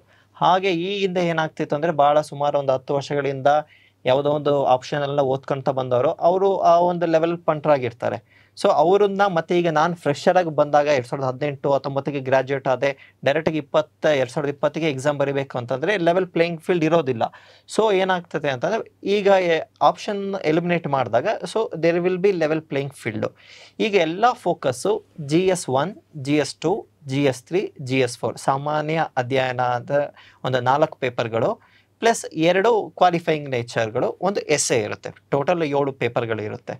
ಇದರಲ್ಲಿ ಏನು ಕ್ವಾಲಿಫೈಡ್ ಪೇಪರ್ ಅಂತಂದರೆ ನಿಮಗೆ ಸಾಮಾನ್ಯವಾಗಿ ಕನ್ನಡ, ಯಾಕಂದರೆ ಈಗ ಆಡಳಿತ ಮಾಡೋದು ಕರ್ನಾಟಕದಲ್ಲೇ ಇರೋದ್ರಿಂದ ನಿಮಗೆ ಆಡಳಿತ ಭಾಷೆ ಕನ್ನಡ ಗೊತ್ತಿದೆನಾ ಮತ್ತು ಇಂಗ್ಲೀಷ್ ಗೊತ್ತಿದೆನಾ ಅಂತೇಳಿ 150 ಮಾರ್ಕ್ಸಿಗೆ 150 ಮಾರ್ಕ್ಸಿಗೆ 2 ಕ್ವಾಲಿಫೈಯಿಂಗ್ ಪೇಪರ್ ಇರುತ್ತೆ. ಅದರಲ್ಲಿ ಕೇವಲ ಒಂದು 35% ಅಂದರೆ 52.5 ಮಾರ್ಕ್ಸ್ ತೆಗೆದ್ರೆ ನೀವು ಕ್ವಾಲಿಫೈ. ಆ ಒಂದು ಮಾರ್ಕ್ಸ್ಗಳನ್ನ ನಿಮಗೆ ಫೈನಲ್ ರ್ಯಾಂಕ್ ಲಿಸ್ಟಿಗೆ ಆ್ಯಡ್ ಮಾಡೋದಿಲ್ಲ. ಈ ಒಂದು GSA ಅಂತ ಇರುತ್ತೆ ಪ್ರಬಂಧ. ಈಗ ಪ್ರಬಂಧಕ್ಕೆ ಹೋಗೋಕ್ಕಿಂತ ಮುಂಚೆ ನಾನು GS1, GS2, GS3, GS4 ಬಗ್ಗೆ ಒಂದು ಬ್ರೀಫಾಗಿ ಹೇಳ್ತೀನಿ. ಈಗ ಈ ಎಲ್ಲ 4 ಸಾಮಾನ್ಯ ಅಧ್ಯಯನ ಪೇಪರ್ಗಳಲ್ಲೂ ಒಂದೊಂದು ಸಾಮಾನ್ಯ GS1ನಲ್ಲಿ 3 ಸೆಕ್ಷನ್ ಇರುತ್ತೆ, ಸೆಕೆಂಡ್ GS2 3 ಸೆಕ್ಷನ್, ಹಂಗೆ 3 ಸೆಕ್ಷನ್ ಡಿವೈಡ್ ಆಗಿರುತ್ತೆ. ಮತ್ತು ಒಂದೊಂದು ಸೆಕ್ಷನಲ್ಲಿ 7 ಕ್ವಶನ್ ಅನ್ನಂಗೆ ಒಂದು ಪೇಪರಲ್ಲಿ 20 ಕ್ವಶನ್ಗಳು ಬರುತ್ತೆ, 21 ಕ್ವಶನ್ಗಳು ಬರುತ್ತೆ. ಟೋಟಲಾಗಿ 250 ಮಾರ್ಕ್ಸು. ಆ ಥರ ಟೋಟಲಾಗಿ ನಿಮಗೆ ಮುಖ್ಯ ಪರೀಕ್ಷೆಯಲ್ಲಿ 1250 ಮಾರ್ಕ್ಸ್ ನಿಮ್ಮ ಕೈಯಲ್ಲಿರುತ್ತೆ. ಈಗ ನಾನು ಇದರಲ್ಲಿ ಒಂದು ಹೇಳೋದಕ್ಕೆ ಏನು ಇಷ್ಟಪಡ್ತೀನಿ ಅಂತಂದರೆ, ಒಂದು ಮೈಂಡ್ ಸೆಟ್ ತುಂಬ ಇಂಪಾರ್ಟೆಂಟು. ಕೆಲವೊಂದು ಟೈಮ್ ನೀವು ಓದಿರೋ, ಈಗ ನೀವು ಹೇಳ್ದಂಗೆ ಈಗ ನಮ್ಮ ಸರ್ ಮಹೇಶ್ ಸರ್ ಕೂಡ ಹೇಳಿದ್ದು, ಸ್ವಾಧ್ಯಾಯದಿಂದ ತುಂಬ ಟೆಸ್ಟ್ ಸೀರೀಸ್ ಎಲ್ಲ ನೀವು ಬರೆದಾಗ ನಿಮಗೊಂದು ನಾಲೆಜ್ ಬಂದಿರುತ್ತೆ. ಪ್ಲಸ್ ಇನ್ನೊಂದು ನಾನು ಕೇಳ್ಪಟ್ಟೆ, ಇಲ್ಲಿ ನಮ್ಮದೊಂದು ಬೂಟ್ ಕ್ಯಾಂಪ್ ಅಂತ ಮಾಡ್ತೀವಿ ಪ್ರಿಲಿಮ್ಸಲ್ಲಿ. ನಾವು ಸ್ವಾಧ್ಯಾಯಲ್ಲಿ ಎನ್ರೋಲ್ ಆದಾಗ ಸ್ವಾಧ್ಯಾಯದ ಪ್ರಿಲಿಮ್ಸ್ ಬೂಟ್ ಕ್ಯಾಂಪ್ ಅಂತ, ಅವಾಗ ಏನಾಗ್ತದೆ ಗೂಗಲ್ ಮೀಟ್ 15 ದಿನಕ್ಕೆ ಒಮ್ಮೆ ಒಂದು ಗೂಗಲ್ ಮೀಟ್ ಎಲ್ಲ ನಮ್ಮ KS ಅಧಿಕಾರಿಗಳೆಲ್ಲ ಸೇರಿಸಿ ಒಂದು ತಂಡವಾಗಿ ಒಂದು ಗೂಗಲ್ ಮೀಟ್ ಮಾಡ್ತೀವಿ. ಅವಾಗ ನಿಮ್ಮ ಯಾರು ಈ ಒಂದು ಪ್ರಿಲಿಮ್ಸ್ ಮಾಡ್ಯೂಲಿಗೆ ಯಾರು ಎನ್ರೋಲ್ ಮಾಡಿರ್ತೀರೋ ಅವರು ನಿಮಗೆ ಲೈವ್ ಆಗಿ ಒಂದು ಡೌಟ್ ಸೆಷನ್ ಕೇಳ್ಬೋದು, ಇಲ್ಲ ಮೇನ್ಸ್ ಪ್ರಿಪರೇಷನ್ ಕೇಳ್ಬೋದು. ಈ ಒಂದು ಕೇಳೋದ್ರಿಂದ ತುಂಬ ಅವ್ರಿಗೂ ಹೆಲ್ಪ್ಫುಲ್ ಆಗುತ್ತೆ. ಆ ಟೈಪ್ ಮಾಡ್ತೀವಿ. ಸೊ ಈಗ ಏನಾಗ್ತದೆ ಅಂತಂದರೆ, ಈಗ ಮೈಂಡ್ ಸೆಟ್ ಅಂತ ಹಾಗೆ ಒಂದು ಮಾತು ಹೇಳಿದೆ ಸರ್. ಈಗ ನಾನೊಂದು ಎಕ್ಸಾಮ್ ಎಸ್ಸೆ ಬರಿಬೇಕಾದ್ರೆ, ಆವಾಗ ನಮಗೆ ಎಸ್ಸೆ ಬರಿಬೇಕಾದ್ರೆ ಕೆಲವೊಂದು NEP ಅಂತ ಇತ್ತು, ನ್ಯಾಷನಲ್ ಎಜುಕೇಷನ್ ಪಾಲಿಸಿ, ಮತ್ತು ಲ್ಯಾಂಡ್ ರಿಫಾರ್ಮ್ಗಳು, ಇವೆಲ್ಲ ಪಕ್ಕಾ ಶೂರ್ ಬಂದೇ ಬರುತ್ತೆ ಅಂತೇಳಿ ಎಲ್ಲ ಮಾತುಕತೆ ನಡೀತಾ ಇತ್ತು. ಸೊ ನಾನೇನು ಮಾಡ್ತಿದ್ದೆ, ನಾನು ಸ್ವಲ್ಪ ಯೂನಿಕ್ ಆಗಿರ್ಬೇಕಲ್ಲ, ಬೇರೆ ಏನೋ ಡಿಫ್ರೆಂಟ್ ಆಗಿರ್ಬೇಕಂತ ಅದು ಒಂದು ಸ್ವಲ್ಪ ನಾನು ಟಚ್ ಮಾಡಿರಲಿಲ್ಲ. NEPನೂ ಓದಿರಲಿಲ್ಲ, ಲ್ಯಾಂಡ್ ರಿಫಾರ್ಮ್ಸ್ ಕೂಡ ನಾನು ಓದಿರಲಿಲ್ಲ. ನಾನೇನು ಅಂತಂದರೆ, ಎಲ್ಲರೂ ಇದು ಬರೀತಾರೆ, ನಾನು ಸ್ವಲ್ಪ ಡಿಫ್ರೆಂಟಾಗಿ ಬರೆಯೋಣ, ಬೇರೆ ಕಡೆ ಬರೆಯೋಣ ಅಂತೇಳಿ ಮೇಲೆ ಅಂತೂ ನೋಡಿದ್ದೆ, ಯಾವುದಾದ್ರು ಫೀಚರ್ಸ್ ಅಂತ ನೋಡಿದ್ದೆ. ಅದು ಬಿಟ್ಟು ಕ್ಲಿಯರಾಗಿ ಓದಕ್ಕೆ ಹೋಗಲಿಲ್ಲ. ನಾನು ನಮ್ಮ ಕೊಠಡಿಯಲ್ಲಿದ್ದಾಗ ಮುಖ್ಯ ಪರೀಕ್ಷೆಯಲ್ಲಿ ಧಾರವಾಡದಲ್ಲೇ ಬಂದಿದ್ದೆ. ಅವಾಗೆಲ್ಲ ಕೊರೋನಾ ಇತ್ತು ಅಂತ ಬೆಂಗಳೂರು ಸೆಲೆಕ್ಟ್ ಮಾಡಿರಲಿಲ್ಲ. ಧಾರವಾಡದಲ್ಲಿ ನಾನು ಬರಿಬೇಕಾದ್ರೆ ಲಾಸ್ಟ್ ಬೆಂಚ್ ನಂದೆ. ನನ್ನ ಮುಂದೆ 19 ಜನ ಇದ್ದರು. ಅಲ್ಲಿ ಎಸ್ಸೆ ಪೇಪರ್ ಫಸ್ಟಿಗೆ ಕೊಡ್ಕೊತಾ ಇದ್ದಾರೆ. ಅವರು ಈಗ ಎಸ್ಸೆ ಪೇಪರ್ ಎಲ್ಲ ನೋಡ್ಕೊಂಡು ಅಂತ ಹೇಳಕ್ಕೆ ಸ್ಟಾರ್ಟ್ ಮಾಡಿದ್ರು. ನನಗೇನು ಅನಿಸ್ತು ಅಂತಂದರೆ ಆವಾಗಲೇ ಆ ಒಂದು ಕ್ಷಣದಲ್ಲೇ ನನಗೆ ತುಂಬ ಖುಷಿ ಆಗ್ಬಿಡ್ತು. 19 ಜನ ಕಾಂಪಿಟೇಷನಿಂದ ಎಲಿಮಿನೇಟ್ ಆಗಿಬಿಟ್ರು ಅಂತ. ಯಾಕಂದರೆ ಅದರಲ್ಲಿ ಕ್ವಶನ್ ಪೇಪರ್ ಏನಿದೆ ಏನಿಲ್ಲ ಅಂತ ಏನೂ ಗೊತ್ತಿಲ್ಲ. ಬಟ್ ಸ್ಟಿಲ್ ನನಗೊಂದು ಕಾನ್ಫಿಡೆಂಟ್ ಮೈಂಡ್ ಸೆಟ್ ಆ ಥರ ಇತ್ತು. ಯಾಕಂದರೆ ಈ ಹಿಂದೆ ಏನಾಗ್ತಿತ್ತು, ಎಲ್ಲ KS ಎಸ್ಸೆಗೆ ಪಾರ್ಟ್ ಎ ಪಾರ್ಟ್ ಬಿ ಅಂತ ಇರ್ತಿತ್ತು. ಪಾರ್ಟ್ ಎಲ್ಲಿ 4 ಎಸ್ಸೆ ಇರ್ತಿತ್ತು, ಪಾರ್ಟ್ ಬಿ ಯಲ್ಲಿ 4 ಎಸ್ಸೆ ಇರ್ತಿತ್ತು. ಬಟ್ ಈಗೇನಾಯಿತು, ಪಾರ್ಟ್ ಎ ಪಾರ್ಟ್ ಬಿ ಯಲ್ಲಿ ಸೇರಿ ಎರಡು ಕಂಪಲ್ಸರಿ ಎಸ್ಸೆ ಬರುತ್ತೆ. ಈಗ ನನ್ನ ದುರಾದೃಷ್ಟಕ್ಕೆ ಸೇಮ್ ಅದೇನೇ NEP ಅಂತೆಲ್ಲ ಫಸ್ಟ್ ಎಸ್ಸೆ ಇತ್ತು, ಆಮೇಲೆ ಲ್ಯಾಂಡ್ ರಿಫಾರ್ಮ್ಸ್ ಎಸ್ಸೆ ಇತ್ತು. ಆ ಮೂಮೆಂಟಲ್ಲಿ ಅಯ್ಯೋ ನಾನು ಇದು ಓದೇ ಇಲ್ಲ, ನಾನು ಬಿಟ್ಟು ಬರಲ್ಲ ಅಂತೇಳಿ ಯಾವತ್ತೂ ಮೈಂಡ್ ಸೆಟ್ ಬಂದಿಲ್ಲ. ಓಕೆ, ಚಾಲೆಂಜ್ ಹೆಂಗಿದೆ ಅಂತೇಳಿ ಪ್ರತಿಯೊಂದು ಹಾಳೆಯಲ್ಲೂ ಡಯಾಗ್ರಾಮ್ ಬಿಡಿಸಿದೆ, ಗ್ರಾಫ್ ಬಿಡಿಸಿದೆ. ಸೊ ನಿಮ್ಮ ಕ್ರಿಯೇಟಿವಿಟಿ ಹೆಂಗಿದೆಯೋ ಹಂಗೆ ಮಾಡ್ಬೋದು. ಈಗ ಮತ್ತೆ ಇನ್ನೊಂದು ಏನು ಹೇಳಬೇಕಾದ್ರೆ, ಈಗ GS1ಗೆ ಬರೋದಾದರೆ GS1, GS2, GS3 ಆದರೆ ಈಗ ಆನ್ಸರ್ ರೈಟಿಂಗ್ ಅನ್ನೋದು ತುಂಬ ಇಂಪಾರ್ಟೆಂಟ್ ಆಗುತ್ತೆ. ಈಗ ನೀವು ಪ್ರಿಲಿಮ್ಸಲ್ಲಿ ಎಷ್ಟೇ ನಾಲೆಜ್ ಬಂದಿರಲಿ, ನೀವು ಲಿಖಿತ ರೂಪದಲ್ಲಿ ನಾವು ತೋರಿಸ್ಬೇಕು ನಮಗೆ ಹಿಂಗೆ ಅಂತ. ಯಾಕಂದರೆ ಅಲ್ಟಿಮೇಟ್ಲಿ ಇನ್ವಿಜಿಲೇಟ್ರು ನಿಮ್ಮ ಒಂದು ಆನ್ಸರ್ ಕಾಪಿ ನೋಡೇ ನಿಮ್ಮ ರ್ಯಾಂಕ್ ಡಿಸೈಡ್ ಮಾಡ್ತಾರೆ. ಸೊ ಅವ್ರು ಕೊಟ್ಟಂತಹ ಒಂದು 3 ಪೇಜಸಲ್ಲಿ ಕೆಲವೊಂದು ಈ ಸಲ ಏನಾಗಿದೆ ಅಂತಂದರೆ 10 ಮಾರ್ಕ್ಸಿಗೆ ಒಂದು 10 ಕ್ವಶನ್ ಇರುತ್ತೆ, ಮತ್ತು 15 ಮಾರ್ಕ್ಸಿಗೆ 10 ಕ್ವಶನ್ ಇರುತ್ತೆ. ಪ್ಲಸ್ ಅವರು 10 ಮಾರ್ಕ್ಸಿಗೆ 2 ಪುಟಗಳು ಕೊಟ್ಟಿರ್ತಾರೆ, ಮತ್ತು 15 ಮಾರ್ಕ್ಸಿಗೆ 3 ಪುಟಗಳ ಅವಕಾಶ ಕೊಟ್ಟಿರ್ತಾರೆ. ಪ್ಲಸ್ ಆ ಒಂದು 3 ಗಂಟೆ ಒಳಗಡೆ ನೀವು ಮಾಡಬೇಕಾಗಿರುತ್ತೆ. ಸೊ ಅದ್ರ ಜೊತೆಗೆ ಸ್ಪೀಡ್ ತುಂಬ ಇಂಪಾರ್ಟೆಂಟ್. 110% ಎಫರ್ಟ್, ಒಂದು 10% ಎಕ್ಸ್ಟ್ರಾ, ಅದೇ ವ್ಯಾಲ್ಯೂ ಎಡಿಷನ್. ಆ ವ್ಯಾಲ್ಯೂ ಎಡಿಷನ್ ನಿಮಗೆ ಎಲ್ಲಿಂದ ಬರ್ಬೋದು? ಮೇ ಬಿ ನಾವು ಹೇಳ್ದಂಗೆ ಗೂಗಲ್ ಮೀಟ್ ಮಾಡ್ತೀವಿ, ಅದರಲ್ಲಿ ನಾವು ಒಂದು 2-3 ಹೇಳ್ಬೋದು. ಇಲ್ಲ ನೀವು ಆನ್ಸರ್ ರೈಟಿಂಗಲ್ಲೂ ಕೂಡ ನೀವು ಸ್ವಲ್ಪ ಒಂದು ವಿಶೇಷವಾಗಿ ಏನಾದ್ರು ಇತ್ತು ಅಂತಂದರೆ ಅದನ್ನ ಇನ್ಕ್ಲೂಡ್ ಮಾಡ್ಬೋದು. ಮತ್ತು ಇನ್ನು ನಾನೇನು ಮಾಡ್ತಿದ್ದೆ ನಾನು ಪ್ರಿಪ್ರೇಷನಲ್ಲಿ ಅಂದರೆ, ಈಗ ಒಂದು ಹೆಮ್ಮೆಯ ವಿಚಾರ ಹೇಳಬೇಕು ಅಂದರೆ, ನಮ್ಮ ಇವರ ತಾಯಿಯರು ಕೂಡ ಸರ್ಕಾರಿ ಪ್ರಾಥಮಿಕ ಕಿರಿಯ ಶಾಲೆ ಶಿಕ್ಷಕಿಯರು. ಸೊ ಅವಾಗ ನಾನು ಹೇಳ್ತಿದ್ದೆ, ಅಮ್ಮ ಒಂದು 6ನೇ ಕ್ಲಾಸಿಂದ 12ನೇ ಕ್ಲಾಸ್ನಾಗ ಟೆಕ್ಸ್ಟ್ ಬುಕ್ ತೊಗೊಂಬನ್ನಿ ಅಂತ ಹೇಳ್ತಿದ್ದೆ. ಆ ಟೆಕ್ಸ್ಟ್ ಬುಕ್ಗಳೆಲ್ಲ ನೋಡ್ತಾ ಇದ್ದೆ. ಅಲ್ಲಿ ಕೆಲವೊಂದು ಚಿಕ್ಕ ವರ್ಡ್ಗಳು, ಒಂದು ಚಿತ್ರಗಳು, ಭೂಪಟಗಳು, ಇದನ್ನೆಲ್ಲ ನಮಗೆ ಒಂದು ವ್ಯಾಲ್ಯೂ ಎಡಿಷನ್ ಆಗಿ ಆನ್ಸರ್ ರೈಟಿಂಗಲ್ಲಿ ಬರಿಬೋದು. ಅದು ತುಂಬಾ ಇಂಪಾರ್ಟೆಂಟ್ ಆಗುತ್ತೆ. ಈಗ ಹಂಗೆ ಎಲ್ಲ ಆನ್ಸರ್ ರೈಟಿಂಗಲ್ಲೂ ವ್ಯಾಲ್ಯೂ ಎಡಿಷನ್ನು ತುಂಬ ಹೆಂಗೆ ಅಂತಂದರೆ, ನಿಮಗೆ ಮೇನ್ಸಲ್ಲಿ ನಿಮಗೆ ಸ್ಕೋರ್ ಮಾಡೋದಕ್ಕೆ ಮೇನ್ ಇಂಪಾರ್ಟೆಂಟ್ ಒಂದು ವೆಪನ್ ಅಂದರೆ syllabus is A mother of this examination. Syllabus ಅನ್ನು ನಿಮ್ಮ ಎಷ್ಟು ಹಾಡು ಹೊಗಳಿದ್ರು ಸಾಲದು, ಅಷ್ಟು ಸಿಲೆಬಸ್. ಆ ಸಿಲೆಬಸ್ನ ಒಮ್ಮೆ ನೀವು ನೋಡಿ, ಅಫಿಷಿಯಲ್ ಅಧಿಕೃತ ವೆಬ್ಸೈಟಲ್ಲಿ ಇರುತ್ತೆ, ಡೌನ್ಲೋಡ್ ಮಾಡ್ಕೊಳ್ಳಿ. ಅದೊಂದು 10 ಪೇಜಸ್ ವೆಬ್ಸೈಟ್, 10 ಪೇಜಸ್ ಸಿಲೆಬಸ್ ತುಂಬ ದೊಡ್ಡದಿದೆ. ಹೋಗಲಿ, ಒಂದು ದಿನ ಪೂರ್ತಿ ಹೋಗ್ಲಿ ಬೇಕಾದ್ರೆ ಸಿಲೆಬಸ್ಸಿಗೆ. ಬಟ್ ನಾನೇನು ಮಾಡ್ತಿದ್ದೆ, ಸಿಲೆಬಸ್ಸಲ್ಲಿ ನಾನು ಯಾವುದೇ ಕೋಚಿಂಗ್ ಇನ್ಸ್ಟಿಟ್ಯೂಟ್ಗೆ ಹೋಗಿಲ್ಲ, ಮತ್ತು ಅದು ಹೋಗಿಲ್ಲದೆ ಇದ್ದಾಗ ನಾನು ಮನೇಲಿ ಕೂತ್ಕೊಂಡು ಆ ಸಿಲೆಬಸ್ಸಲ್ಲಿರೋ ಪ್ರತಿಯೊಂದು ಅಂಡರ್ಲೈನ್ ಮಾಡ್ತಿದ್ದೆ. ಆ ಸಿಲೆಬಸ್ ಇರೋದು ಅಷ್ಟೇ ನೀವು ಓದಬೇಕು. ಈಗ ಸರ್ ಕೂಡ ಹೇಳ್ದಂಗೆ, ಈಗ ನಾವೆಲ್ಲ ಏನು ಮಾಡ್ತೀವಿ ಅಂದರೆ, ಭಾಳ ಕರೆಂಟ್ ಅಫೇರ್ಸ್ಗೆ ಜಾಸ್ತಿ ಒತ್ತು ಕೊಡ್ತೀವಿ, ಭಾಳ ಬೇರೆ ಬೇರೆ ಬುಕ್ಸ್ಗಳಿಗೆ ಒತ್ತು ಕೊಡ್ತೀವಿ. ಬಟ್ ಅಲ್ಲಿ ನಮಗೆ ಬರೀ ಸಿಗೋದು 1.5 ಪುಟ ಮತ್ತು 2 ಪುಟಗಳಷ್ಟೇ. ಅಷ್ಟರೊಳಗೆ ನಾವು ಕಂಬೈನ್ ಆಗಿ ಮಾಡಬೇಕು ಅಂತಂದರೆ we need A very content with very quick speed. So ಏನು ಮಾಡ್ತೀವಿ, ನಿಮಗೊಂದು ಈಗ ನನಗೆ ಸಿಲೆಬಸ್ಸನ್ನು ಓದ್ತಾ ಇದ್ದರೆ, ಬಟ್ ಆ ಸಿಲೆಬಸ್ಸಲ್ಲಿ ಇರೋದನ್ನೇ ಕೆಲವೊಂದು ಡೈರೆಕ್ಟ್ ಕ್ವಶನ್ಗಳು ಈ ಹಿಂದೆಲ್ಲ ಬಂದಿದ್ವು. ನನಗೆ ಈ ಹಿಂದೆ 2014 ಬ್ಯಾಚ್ ಇರ್ಬೋದು, 11 ಇರ್ಬೋದು, 15 ಇರ್ಬೋದು, ಆ ಪೇಪರ್ಸ್ ಎಲ್ಲ ನಾನು ಡೌನ್ಲೋಡ್ ಮಾಡಿ ನೋಡ್ತಾ ಇದ್ದೆ. ಆವಾಗ ಸಿಲೆಬಸ್ಸಲ್ಲಿ ಯಾವ ಕ್ವಶನ್ಸ್ ಇತ್ತು ಅದೇ ಕ್ವಶನ್ ಬರ್ತಾ ಇತ್ತು. ಸೊ ಆವಾಗ ನನಗೇನಂತ, may be syllabus is the very key, ಅದನ್ನೇ ಕಂಪ್ಲೀಟ್ ಮಾಡಿಬಿಡೋಣ ಅಂತೇಳಿ ಸಿಲೆಬಸ್ಸನ್ನು ತುಂಬ ಚೆನ್ನಾಗಿ ನೋಡ್ಕೊಂಡು ಹೋದೆ. ಇನ್ ಕೇಸ್ ಅಕಸ್ಮಾತ್ ನಿಮಗೆ ಸಿಲೆಬಸ್ಸು ತುಂಬ ನೋಡೋಕೆ ಆಗಲಿಲ್ಲ ಅಂದರೂ ಕೂಡ ಅದರಲ್ಲೇನು ಸ್ಪೆಷಲ್ ವಿಷಯ ಪರಿಣಿತಿ ಆಗೋ ಅವಶ್ಯಕತೆನೇ ಇಲ್ಲ. ಈಗ ನಿಮಗೆ ಗೊತ್ತಿರೋ ಹಾಗೆಯೇ ಇಂಗ್ಲೀಷಲ್ಲಿ ಒಂದು ಪ್ರಾವರ್ಬ್ ಇದೆ, Jack of all trades master of ನನ್. ಆ ಥರ ಈಗ ನೀವೆಲ್ಲದಕ್ಕೂ PhD ಮಾಡೋ ಅವಶ್ಯಕತೆ ಇಲ್ಲ. ನನಗೂ ಗೊತ್ತು, ನಮಗೆ ಈ ಹಿಂದೆ ಹೇಳ್ದಂಗೆ ನನ್ನ ಧಾರವಾಡದಲ್ಲಿ ಮೇನ್ಸ್ ಎಕ್ಸಾಮ್ಸ್ ಸೆಂಟರ್ ಇತ್ತು. ಸೊ ನಾನು ಅಲ್ಲೊಂದು ಲೈಬ್ರರಿಲಿ ಎನ್ರೋಲ್ ಮಾಡಿದ್ದೆ. ಹಾಗೆ ಲೈಬ್ರರಿಲಿ ಅಲ್ಲಿ ಎಷ್ಟು ಜನ ಅಂತಂದರೆ, ಊಟಕ್ಕೆ ಹೊರಗಡೆ ಹೋಗ್ಬೇಕಾದ್ರೆ ಸ್ಲಿಪ್ಪರ್ ಹುಡುಕೋದಕ್ಕೇ ಒಂದು 2 ನಿಮಿಷ 5 ನಿಮಿಷ ಆಗ್ತಿತ್ತು, ಅಷ್ಟು ಜನ. ಹಾಗೆ ನನ್ನ ರೂಮ್ ಕಡೆ, ನನ್ನ ಕ್ಯಾಬಿನ್ ಹತ್ರ ಹೋಗ್ಬೇಕಾದ್ರೆ ಎಲ್ಲ ನೋಡ್ತಾ ಇರ್ತೀನಿ, ಎಲ್ಲ ಅಂಡರ್ಲೈನ್ ಮಾಡ್ತಾ ಇರ್ತಾರೆ. ಎಲ್ಲ ಬುಕ್ಗಳು, ಒಂದೊಂದು ಬುಕ್ಗಳು ಇಷ್ಟೆಲ್ಲ ಇರ್ತಾರೆ. ಸೊ ಅಷ್ಟೆಲ್ಲ ಬುಕ್ ಓದಿದ್ರು ಇಲ್ಲಿ ನಿಮಗೆ ಸಿಗೋದು ಬರೀ 2 ಪುಟಗಳು. ಸೊ ನೀವೇನು ಮಾಡ್ತೀರಿ, ಎಲ್ಲ ಬುಕ್ಸ್ಗಳು ಓದಿ ಕಂಟೆಂಟ್ ಎಲ್ಲ ಜಾಸ್ತಿ ಮಾಡ್ಕೊಂತ ಹೋಗ್ತೀರಿ. But ultimately you have to give only for 2 pages. ಅದು 2 pages ಬರೀ ಅದನ್ನಷ್ಟೇ ಕೇಳೋದಿಲ್ಲ, ನಿಮಗೆ ಅದು ಬೇರೆ ಬೇರೆ ಒಂದು ವ್ಯಾಲ್ಯೂ ಎಡಿಷನ್ಸ್ ಬೇಕು, ಬೇರೆ ಆ್ಯಂಗಲಿಂದನೂ ಬೇಕು, ಪ್ಲಸ್ ಕರೆಂಟ್ ಅಫೇರ್ಸ್ ಕೂಡ ಆ್ಯಡ್ ಮಾಡಬೇಕು, ಸ್ಟ್ಯಾಟಿಕ್ಕನ್ನು ಆ್ಯಡ್ ಮಾಡಬೇಕು, ಒಂದು ಡಯಾಗ್ರಾಮ್ಗಳು ಹಾಕಿರಬೇಕು, ಭೂಪಟನೂ ಹಾಕಿರಬೇಕು. ಹೀಗೆ ಈಗ ಸೇಮ್ ಈಗ ಒಂದೇ ಕ್ವಶನ್ ಇರುತ್ತೆ, ನಾನು ಸೇಮ್ ಬರಿತೀನಿ, ನೀವು ಸೇಮ್ ಬರಿತೀರಿ. ಅವಾಗ ಏನಾಗ್ತದೆ, ಒಂದು ವ್ಯಾಲ್ಯೂ ಎಡಿಷನ್ ಎಷ್ಟು ಇಂಪಾರ್ಟೆಂಟ್ ಆಗುತ್ತೆ ಅಂತೇಳಿ ಒಂದು ಚಿಕ್ಕದೊಂದು ಎಕ್ಸಾಂಪಲ್ ಕೊಡ್ತೀನಿ. ಈಗ ನಿಮಗೆಲ್ಲ ಗೊತ್ತಿರೋಗೆ ಒಂದು ಕ್ವಶನ್, ಒಂದು ಪೇಪರಲ್ಲಿ ಒಂದು 20 ಕ್ವಶನ್ಸು 21 ಕ್ವಶನ್ಸ್ ಇರುತ್ತೆ. ಅದರಲ್ಲಿ ನಮಗೆ ಹೆಚ್ಚಿಗೆ ಏನು ಬೇಡ ಸ್ವಾಮಿ, ಕೇವಲ 1 ಮಾರ್ಕ್ಸ್ ಬರಲಿ ಸಾಕು. ನಾವು ಎಷ್ಟೊಂದು ಆನ್ಸರ್ ರೇಟಿಂಗ್ ಬರ್ತೀವಿ, ಅದರ 1 ಮಾರ್ಕ್ಸ್ ಎಕ್ಸ್ಟ್ರಾ ಬರಲಿ.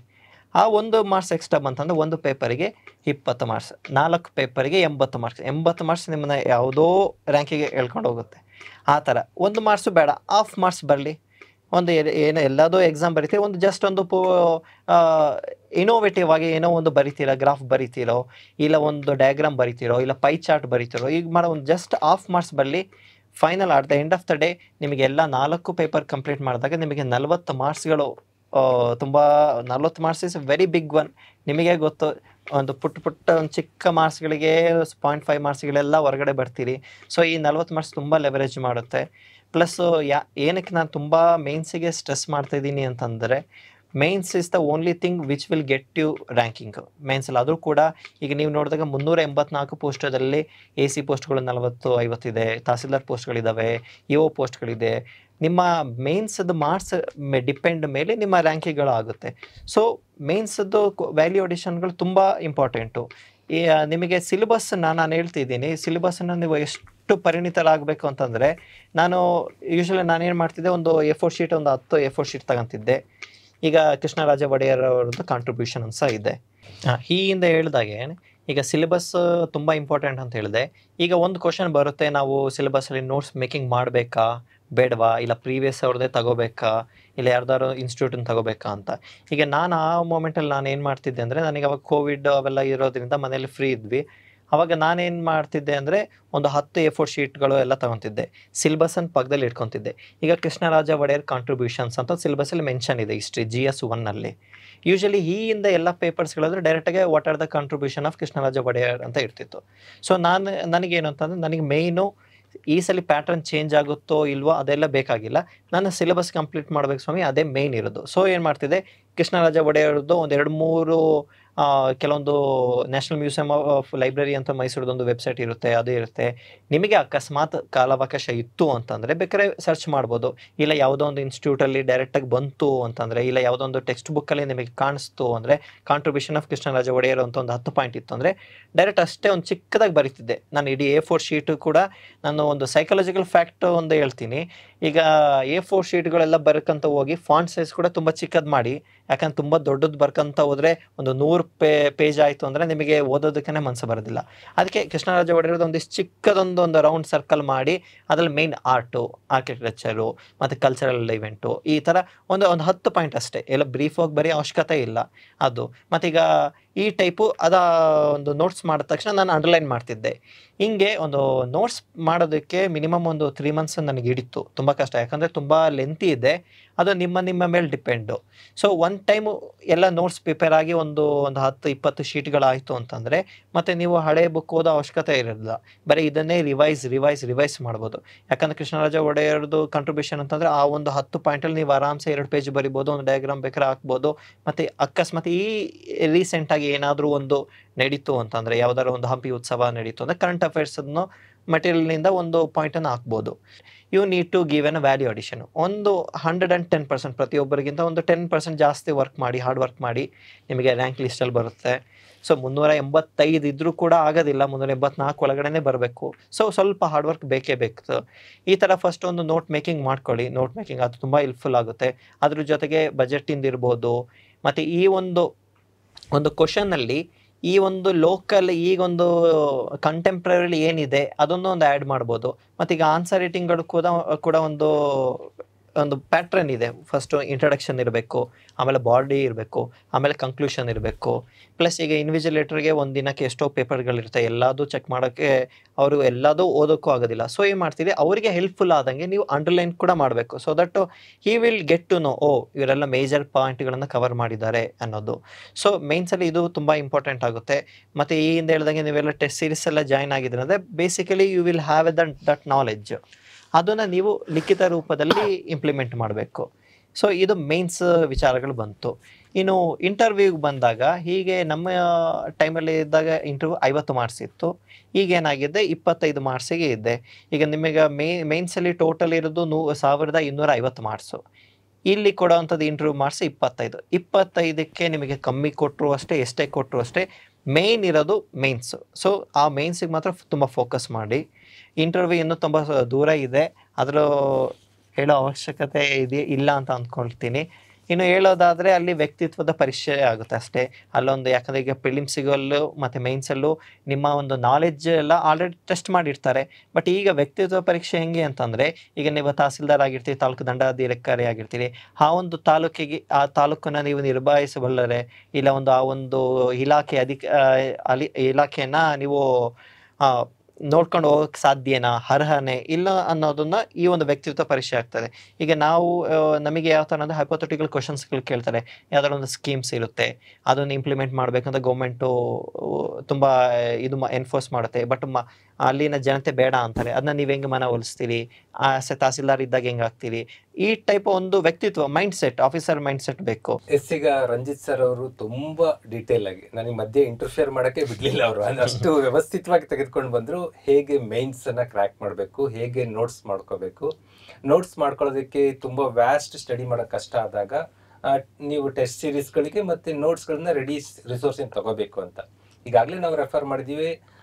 ಸ್ವಾಧ್ಯಾಯ ನೋಟ್ಸ್ ಚೆನ್ನಾಗಿದೆ, ಈಗ ಹಿಂದೆ ನಾವು ಕೂಡ ಹೇಳಿದ್ವಿ, ಅಲ್ಲಿ ನೀವು ಬೈ ಮಾಡ್ಬೋದು.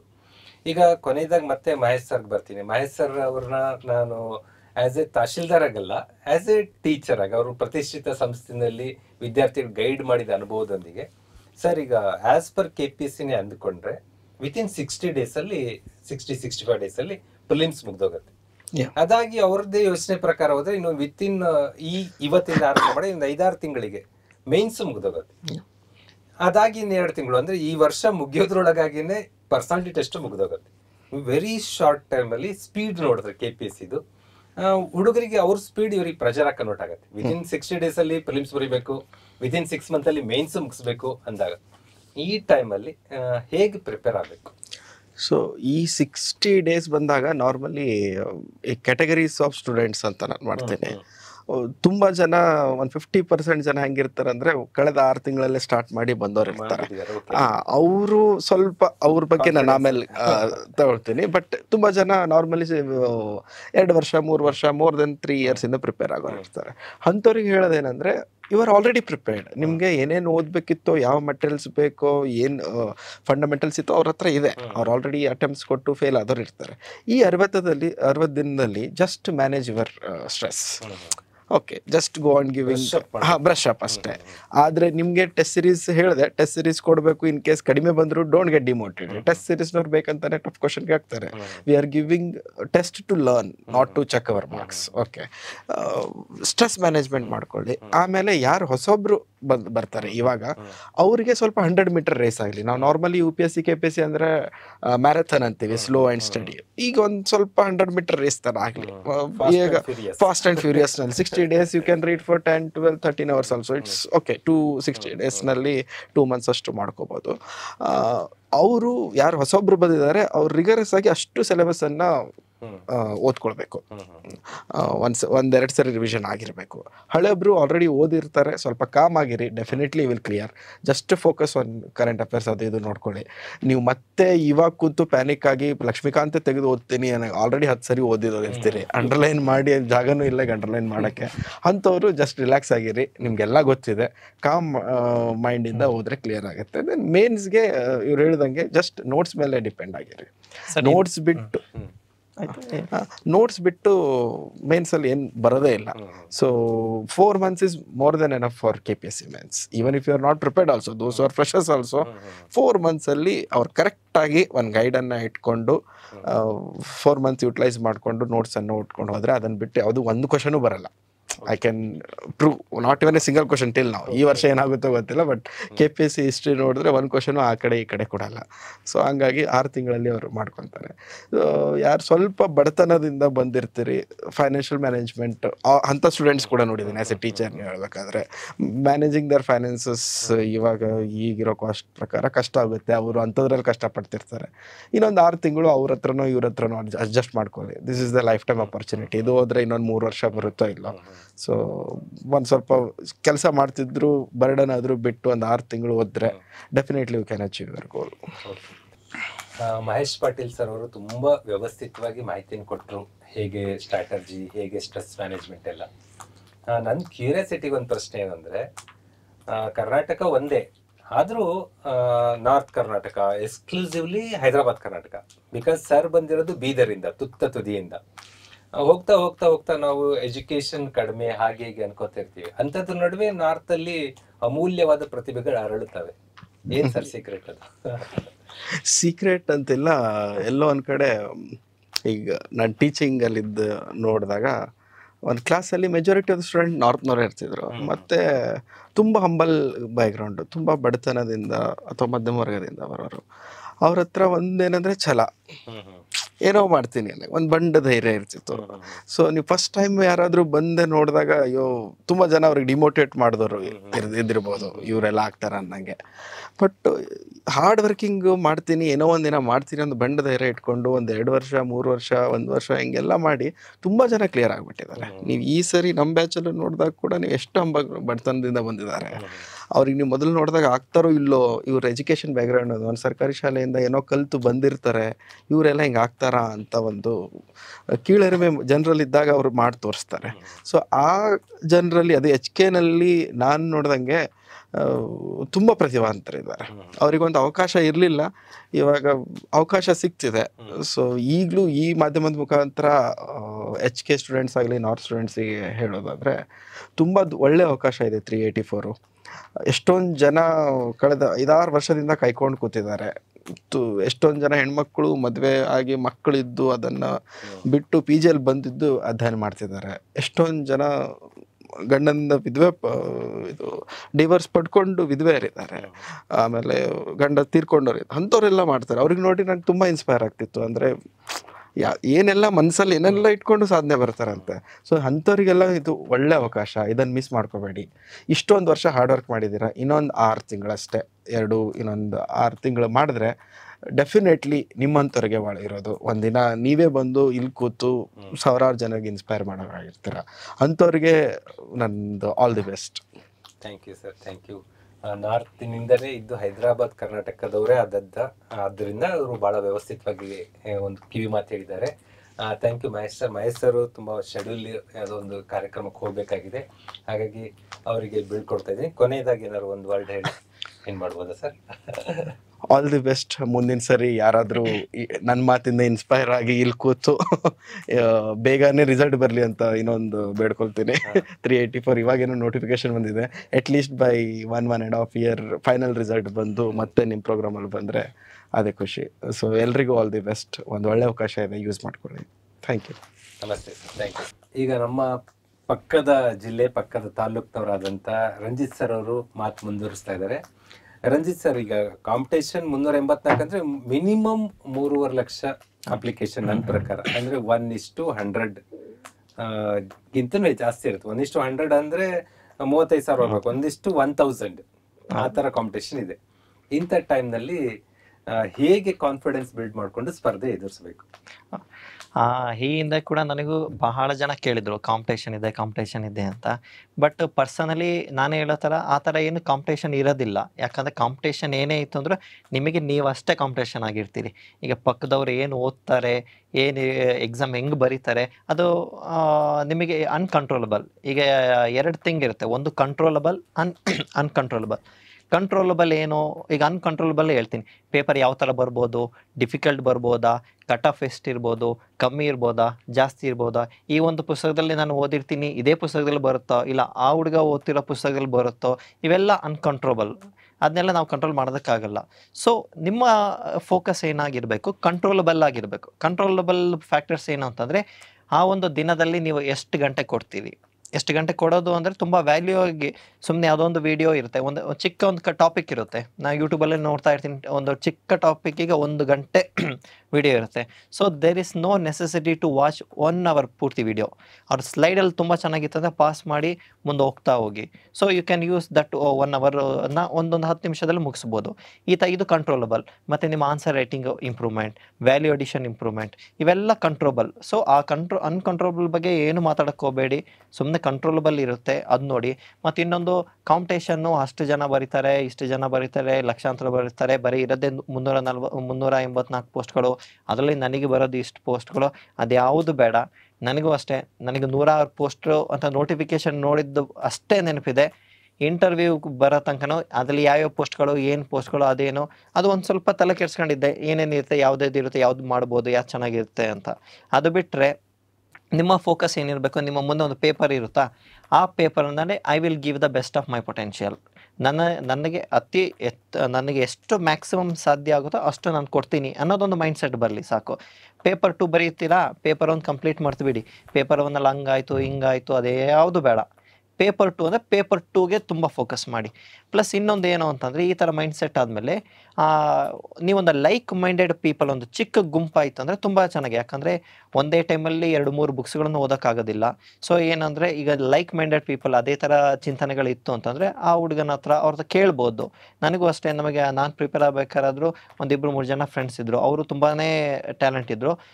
ಅನ್ಫಾರ್ಚುನೇಟ್ಲಿ ಅವರು ಗೆಟ್ ಇನ್ ಫೈನಲ್ ಲಿಸ್ಟ್ ಆಗಲಿಲ್ಲ. ಯಾಕಂದರೆ ಲಾಸ್ಟ್ ವರ್ಷ ಇಂಟರ್ವ್ಯೂಗೆ ಬಂದಿದ್ದು 318 ಜನ.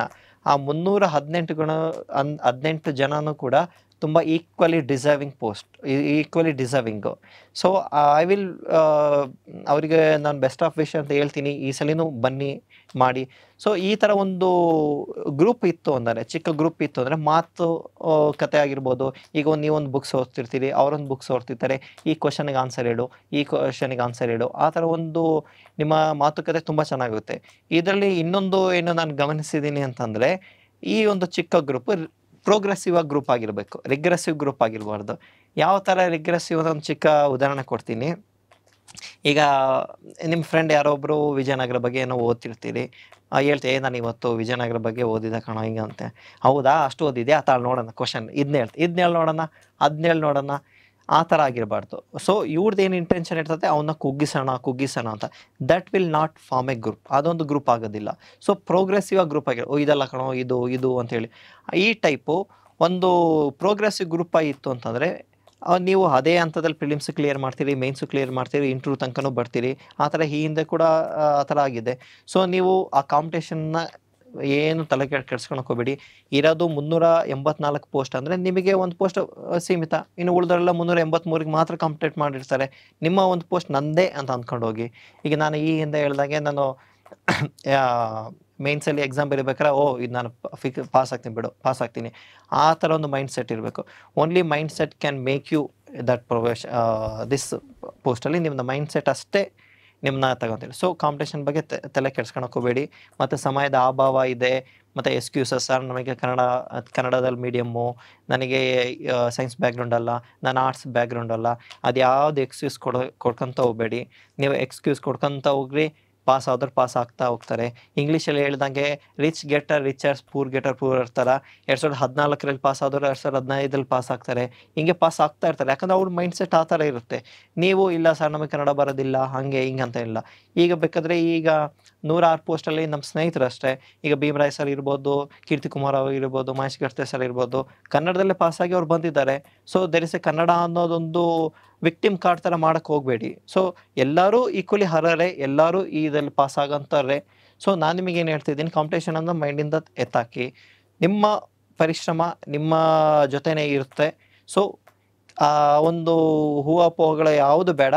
ಆ ಒಂದು ದಿನದಲ್ಲಿ ನೀವು ಪ್ರೊಡಕ್ಟಿವ್ ಆಗಿ 110% ಕೊಟ್ಟರೆ ಈ ಕಾಂಪಿಟೇಷನ್ ಎಲ್ಲ ಯಾವುದೂ ಇಲ್ಲ.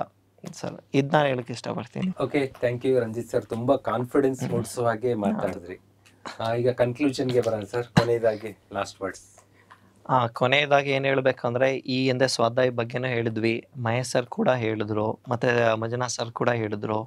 ನಿಮ್ಮ ಮೈಂಡ್ ಸೆಟ್ಟನ್ನು ತುಂಬ ಚೆನ್ನಾಗಿ ಇಟ್ಕೊಳ್ಳಿ. ಈಗ ಬಹುಶಃ ದೂರದ ಧಾರವಾಡ ಇರ್ಬೋದು, ಇಲ್ಲ ಬೆಂಗಳೂರು ಇರ್ಬೋದು, ಯಾವುದೋ ಒಂದು ಮೂಲೆಯಲ್ಲಿ ಯಾವುದೋ ಒಂದು ಸ್ಟಡಿ ಹಾಲ್, ಸ್ಟಡಿ ಲೈಬ್ರರಿ ಕುತ್ಕೊಂಡು ಆ ಒಂದು ಚಿಕ್ಕ ಚೌಕಟ್ಟಿನಲ್ಲಿ ಮುಂದ್ಗಡೆ ಬುಕ್ಸ್ಗಳ ಒಂದು 10 ಬುಕ್ಸ್ಗಳು ಇಟ್ಕೊಂಡು, ಮೊಬೈಲ್ ಇಟ್ಕೊಂಡು, ಇಯರ್ಫೋನ್ ಹಾಕೊಂಡು ಈ ವಿಡಿಯೋ ಕೇಳ್ತಿರ್ತೀನಿ ಅಂತ ನಾನು ಭಾವಿಸ್ತೇನೆ. ಬಹುಶಃ ಆ ಒಂದು ಕುರ್ಚಿಯಲ್ಲಿ ನೀವು ಕುಂತಿರ್ತೀರಿ, ಬಟ್ ನಾನೊಂದು ಹೆಮ್ಮೆಯಿಂದ ಹೇಳ್ತೀನಿ, ಆ ಒಂದು ಕುರ್ಚಿಯಲ್ಲಿ ನೀವು ಕುಂತಿರೋದು ತುಂಬ ಅಷ್ಟು ಈಸಿ ಅಲ್ಲ. ಯಾಕಂದರೆ ಬಹಳ ಜನಕ್ಕೆ ಅವ್ರ ಮನೆತನ ಎಲ್ಲ ಮನೆ ಸ್ಥಿತಿಗಳೆಲ್ಲ ಒಂದೇ ಥರ ಇರೋದಿಲ್ಲ. ತುಂಬ ಕಷ್ಟಪಟ್ಟು ಬಂದಿರ್ತೀರಿ, ಮನೆ ಪರಿಸರ ಅಷ್ಟೇ ಸರಿ ಇರೋದಿಲ್ಲ. ಎಷ್ಟೋ ಜನಕ್ಕೆ ಮನೆ ಹಿರಿಮಗ ಆಗಿದ್ರು ಜಾಬ್ ಆಗಿಲ್ಲ ಅನ್ನೋದೊಂದು ಕೊರಗಿರ್ತತೆ, ಯಾವಾಗ ಪಾಸ್ ಆಗ್ತೀಯಾ ಅಂತ ಹೇಳ್ತಾ ಇರ್ತಾರೆ.